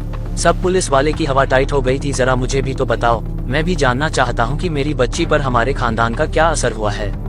वरुण बोला, अंकल इस वक्त तो मैं पुलिस स्टेशन में हूँ और कुछ सिचुएशन को निपटा रहा हूँ, मैं घर आकर आपको इस बारे में खबर देता हूँ। ये बोलकर दोनों तरफ से कॉल कट गया। किसका फोन था? अर्पिता बोली। वरुण बोला, तुम्हारे बड़े चाचा का। अर्पिता एक्साइट होते हुए बोली, अच्छा क्या कहा उन्होंने, जरा मुझे भी बताओ, मैं सुनना चाहती हूँ। वरुण अर्पिता के बालों को सहलाते हुए बोला, हाँ तुम्हारे बारे में पूछ रहे थे कि मेरी बच्ची अर्पिता कैसी है। अच्छा तो फिर तुमने उन्हें क्या बताया? वरुण बोला, मैंने सिर्फ इतना कहा कि तुम ठीक हो, हम थोड़ी देर में घर पहुँचने वाले हैं। अर्पिता वरुण के सीने में हाथ फेरते हुए बोली, अच्छा और मेरे उस बारे में तुम्हारा क्या ख्याल है? वरुण उसकी ओर देखकर बोला, किस बारे में? अर्पिता अब उसके गालों में हाथ फेरते हुए बोली, वही जिसके बारे में मैंने जयपुर स्टेशन में तुमसे कहा था। ये सुनकर वरुण उसे घूर कर देखते हुए बोला, तुम्हें ना ज्यादा स्मार्ट होने की कोई जरूरत नहीं है, समझी? अभी भी तुम्हारा रिजल्ट आना बाकी है, जिसके बाद ही हम उसके बारे में कुछ सोचेंगे। अर्पिता अपनी उंगली दांतों तले चबाते हुए बोली, अच्छा अगर मैं फेल हो गई तो? वरुण सीरियस टोन में बोला, अगर तुम फेल हो जाती हो तो, और जब तक तुम पास नहीं हो जाती तब तक हम इस बारे में सोचेंगे भी नहीं। अर्पिता मासूम सी शकल बनाते हुए बोली, अगर मैं लगातार फेल होते गए तो तुम क्या करोगे? वरुण उसकी ओर देखकर बोला, अगर तुम लगातार फेल होते रहे तो मैं किसी और लड़की के साथ शादी कर लूंगा, क्योंकि मुझे फेलियर्स की कोई जरूरत नहीं। अर्पिता मुंह बनाते हुए बोली, अरे मैं तो मजाक कर रही थी, तुम्हें इस बात को इतनी सीरियसली में लेने की कोई जरूरत नहीं है, ठीक है, और तुम फिक्र मत करो, मैं जरूर पास हो जाऊंगी, मैंने मेहनत करके एग्जाम क्लियर किया है और तुम इस बात के लिए ज्यादा फिक्र मत करो, क्योंकि मैं तुमसे बहुत प्यार करती हूँ और मैं इस प्यार को नाम देना चाहती हूँ, इसलिए तो मैंने उस दिन इस बारे में तुमसे बात किया था कि हम बेबी प्लानिंग कब करेंगे। वरुण उसकी ओर घूर कर देखते हुए बोला, और मैंने भी तुम्हें साफ साफ जवाब दे दिया था, जब तुम्हारा एग्जाम क्लियर होगा और तुम पास हो जाओगी तब। वरुण की बातों को सुनकर अर्पिता चिढ़ते हुए बोली, एग्जाम एग्जाम एग्जाम, मेरी एग्जाम कब की खत्म हो चुकी है, इसीलिए हम अब बेबी प्लानिंग कर सकते हैं। वरुण उसे घूर कर देखने लगा, मैंने कहा था कि जब तुम्हारा एग्जाम खत्म हो जाएगा और तुम्हारा एग्जाम का रिजल्ट आ जाएगा उसके बाद हम इसके बारे में सोचेंगे, और जब तक हमारी शादी नहीं हो जाती तब तक हम बेबी प्लानिंग नहीं करेंगे। ये सुनकर अर्पिता रोनी शक्ल बनाते हुए बोली, लेकिन हमारी शादी के लिए बहुत टाइम अभी बाकी है, तब तक तो हम काफी उम्र दराज हो जाएंगे। वरुण चौंकते हुए बोला, क्या कहा, उम्र दराज? अर्पिता बोली, हाँ, क्योंकि अभी तो अभय भैया और नैना दीदी की शादी होना बाकी है, उनके बाद विजय और श्रेया दी, फिर करण भाई और रागिनी दीदी की भी शादी होना बाकी है, उसके बाद हमारा नंबर आएगा। उसकी बातों को सुनकर वरुण बोला, तो क्या हुआ, हमें हमारे समय का इंतजार करना ही होगा। अर्पिता उसकी माथे को चूम कर बोली, लेकिन मैं अपने आप को अब कंट्रोल नहीं कर सकती हूँ, प्लीज कुछ ऐसा करो कि मैं अपने इस आग को बुझा सकूं। वरुण उसे दूर हटाते हुए बोला, अरे यार, अभी हम लोग पुलिस स्टेशन में हैं, ना कि घर में, इसलिए ज्यादा चिपको मत, वरना मेरा क्या इंप्रेशन रह जाएगा मेरे से नीचे वाले अफसरों पर। अर्पिता उसकी कंधे पर हाथ डालते हुए बोली, अगर इस वक्त हम घर में होते तो तुम क्या करते, बोलो। हाँ हाँ।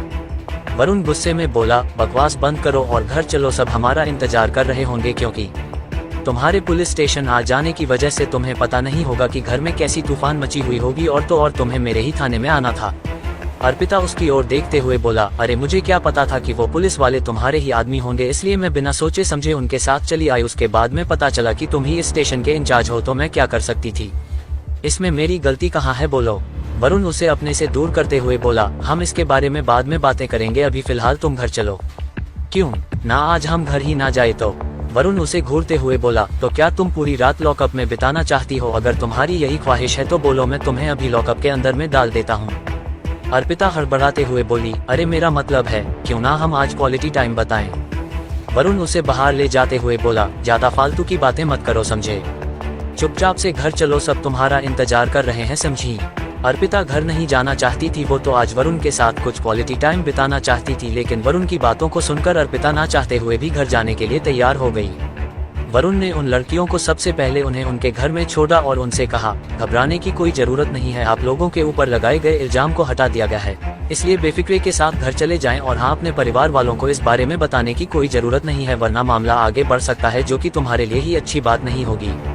एक लड़की बोली, सर हम समझते हैं आप हमारी भलाई के लिए ही हमसे ये बातें कह रहे हैं, लेकिन आप फिक्र मत करिए, हम इस बारे में किसी को भी कुछ नहीं बताएंगे, अगर हमारे करवाले कुछ पूछे तो हम बता देंगे कि हम अर्पिता के साथ थे। दूसरी लड़की बोली, जी सर, हमारे परिवार वाले अर्पिता को अच्छी तरह से जानते हैं, इसलिए वो हम पर संदेह नहीं करेंगे। वरुण बोला, ठीक है, फिर आप सभी घर चले जाए, अगर कुछ जरूरत आन पड़ती है तो आप मुझे कॉल कर सकते हैं, ठीक है? जी सर, जरूर। फिर सभी ने एक दूसरे को गुड नाइट विश किया और अर्पिता और वरुण वहां से सिंह ओबरॉय मैंशन के लिए निकल गए। अर्पिता जलन भरी नजरों से वरुण को देखकर बोली, तुम्हें नहीं लग रहा था कि तुम मेरे दोस्तों पर कुछ ज्यादा ही मेहरबानी दिखाई दे रहे थे? वरुण उसकी ओर देखकर कहा, क्या बात है, मैंने पहली बार एक लड़की को देखा है जो अपनी जिगरी दोस्तों से ही जलन हो रही है। अर्पिता बोली, मेरा मतलब वो नहीं है, फिर भी तुम्हें और लड़कियों से ज्यादा बातें करने की कोई जरूरत नहीं थी, वो कोई बेवकूफ लड़कियां नहीं थी, समझे। वरुण हाथ जोड़कर विनती करते हुए बोला, समझ गया मेरी माँ, अब भाषण देना बंद करो। दोनों लड़ते झगड़ते सिंह ओबरॉय मैंशन पहुंच गए, जहां पर पूरे परिवार वाले उन्हीं का इंतजार किए जा रहे थे। जैसे ही दोनों ने अपना कदम मैंशन के अंदर रखा, पूर्वी जी अर्पिता को गले लगाकर बोली, बेटा तुम ठीक तो हो ना, कहीं तुम्हें कुछ हुआ तो नहीं? अपने माँ को इतना परेशान देखकर अर्पिता बोली, माँ मैं बिल्कुल ठीक हूँ, देखो मैं बिल्कुल ठीक हूँ और मुझे कुछ भी नहीं हुआ है। पूर्वी जी अर्पिता को साइड करके वरुण के पास जाकर बोली, तुम ही उस थाने के इंचार्ज हो ना, फिर तुम्हारे मंगेतर को ही उन पुलिस वालों ने अरेस्ट क्यों किया, जरा तुम मुझे इस बारे में बताओगे? अपने सासू माँ को इतने गुस्से में देखकर वरुण की बोलती बंद हो गई थी। वो अपनी सफाई में कुछ बोल पाता, बीच में ही अर्पिता बोल पड़ी, इसमें वरुण और उसके ऑफिसर की कोई गलती नहीं है माँ, दरअसल उन्हें गलतफहमी हो गई थी, इसी वजह से उन्होंने हमें अरेस्ट किया था। पूर्वी जी अर्पिता को घूर कर कहा, तुम तो कुछ बोलो ही मत, मैं तुम दोनों की मिलीभगत को बड़ी अच्छी तरह से वाकिफ हूँ। कभी कहते हो तुम दोनों को साथ में रहना है तो कभी कहते हो तुम्हें बेबी प्लान करना है। पूर्वी जी की बातों को सुनकर सब दंग रह गए। उन्होंने कभी नहीं सोचा था कि इतनी मासूम दिखने वाली अर्पिता के मन में ऐसे भी ख्याल उमड़ सकते हैं। अपनी माँ के मुंह से निकली शब्द को सुनकर अर्पिता हैरान होते हुए बोली, लेकिन मैं आपको इस बारे में कैसे पता चली? अर्पिता की बातों को सुनकर पूर्वी जी बोली, इसका मतलब है कि वरुण जो भी मुझसे कह रहा था वो सच है। अपनी माँ की बातों को सुनकर अर्पिता मुस्कुराते हुए बोली, 100% सच है माँ, हम तो थोड़ी देर पहले भी इसी के बारे में बातचीत कर रहे थे। क्यों वरुण? अर्पिता की बातों को सुनकर वरुण दंग रह गया। यही हाल बाकियों का भी था। सभी परिवार वालों के बीच में खुसरुपुर चालू होना शुरू हो गया। सरिता जी बोली, मुझे लग रहा था कि करण और रागिनी ही सिर्फ बच्चे के बारे में सोच रहे हैं, लेकिन मुझे इस बारे में यकीन ही नहीं हो रहा है कि उन दोनों भाइयों की ख्यालात एक दूसरे से मिलते जुलते हैं। अपनी पत्नी की बातों को सुनकर रुद्र जी बोले, क्या क्या कहा आपने मोहतरमा? सरिता जी बोली, अरे मैं जब सुबह करण के कमरे में चाय पहुंचाने के लिए गई थी तो उस वक्त उन्होंने भी हमसे यही कहा था कि वो दोनों बेबी प्लानिंग के बारे में सोच रहे हैं। रुद्र जी खुशी से चहकते हुए बोले, इसका मतलब है कि हम जल्द ही दादा दादी बनने वाले हैं। अभिनव जी पूर्वी जी के पास खड़े होते हुए बोले, अर्पिता क्या ये सच है जो अभी तुम्हारी माँ ने जो कहा? अर्पिता ने अपने पापा का कोई भी जवाब नहीं दिया, बस वरुण को घूरते हुए बोली, क्या तुमने माँ को हमारे बेबी प्लानिंग के बारे में बताया था? वरुण ने अपनी गर्दन हाँ में हिला दी, जिसे देखकर अर्पिता खुशी से उछल पड़ी और बोली, इसका मतलब है कि मैं आपको हमारे इस बेबी प्लानिंग के बारे में पता है, तो हमें ज्यादा फिक्र करने की कोई जरूरी नहीं है, हम बेबी प्लानिंग कर सकते हैं। उसे इतनी खुशी से उछलता देखकर किसी को कुछ भी समझ में ही नहीं आ रहा था कि इसमें इतनी खुशी होने की क्या बात है। रुद्र जी वरुण और अर्पिता को देखकर बोले, भाई साहब मुझे लगता है कि सबसे पहले इन दोनों की ही शादी कर देनी चाहिए। मुझे नहीं लगता है कि ये लोग अपने आप को ज्यादा समय तक रोक पाएंगे। अभिनव जी बोले, लेकिन भाई साहब अभी भी कई बच्चों की शादी होना बाकी है, इसलिए हम इन दोनों की शादी अभी नहीं करा सकते हैं। अर्पिता बोली, लेकिन क्यों चाचा जी, क्यों? मेरी और वरुण की शादी सबसे पहले क्यों नहीं हो सकती है? वरुण ने तो कहा था कि जब मेरा एग्जाम खत्म हो जाएगा तो हम शादी कर लेंगे, लेकिन ये अब कह रहे हैं कि जब तक मेरा रिजल्ट नहीं आ जाता तब तक हम इसके बारे में कुछ भी बातें ना करें। अगर वरुण के सिवाय कोई और लड़का होता तो अब तक मैं प्रेग्नेंट हो चुकी होती। पूर्वी जी अर्पिता को गुस्से भरी नजरों से देखकर बोली, अर्पिता तुम्हारे मैनर्स कहाँ गए? इतने बड़े लोगों के सामने क्या बातें कहना चाहिए तुम भूल चुकी हो क्या? यहाँ पर मुझे तुम्हें याद दिलवाना पड़ेगा। अपनी माँ की गुस्से भरी आवाज को सुनकर अर्पिता बोली, सॉरी माँ, लेकिन अगर हम लोग बात करें तो अभी 3 शादियाँ होनी बाकी है, जिसके बाद हमारी शादी होगी। अतुल अपनी हाथ उठाते हुए बोला, 3 नहीं 4। अरे राहुल भैया भी तो हैं और दी, आपको फिक्र करने की कोई जरूरत नहीं है। आदित्य और जयंती के साथ आपका भी शादी मैं करवा दूंगा, क्योंकि मैंने तो पहले ही सोच लिया है कि मैं अब कुंवारा ही रहूंगा, क्योंकि मुझे ऐसे झंझटों में नहीं पड़ना है। उसकी इस बातों को सुनकर सब ठहाके मारकर हंसने लगे। तभी अदिति के पेट में अचानक से दर्द होना शुरू हो गया। वो दर्द से अपने पेट पकड़कर फर्श में बैठ गई, जिसे देखकर सब दंग रह गए। सब ठहाके मर के हंस ही रहे थे कि अचानक अदिति के पेट में जोरों से दर्द होना शुरू हो गया। वो दर्द के मारे फर्श पर घुटने के बल बैठ गई। उसके मुंह से आवाज निकली, माँ।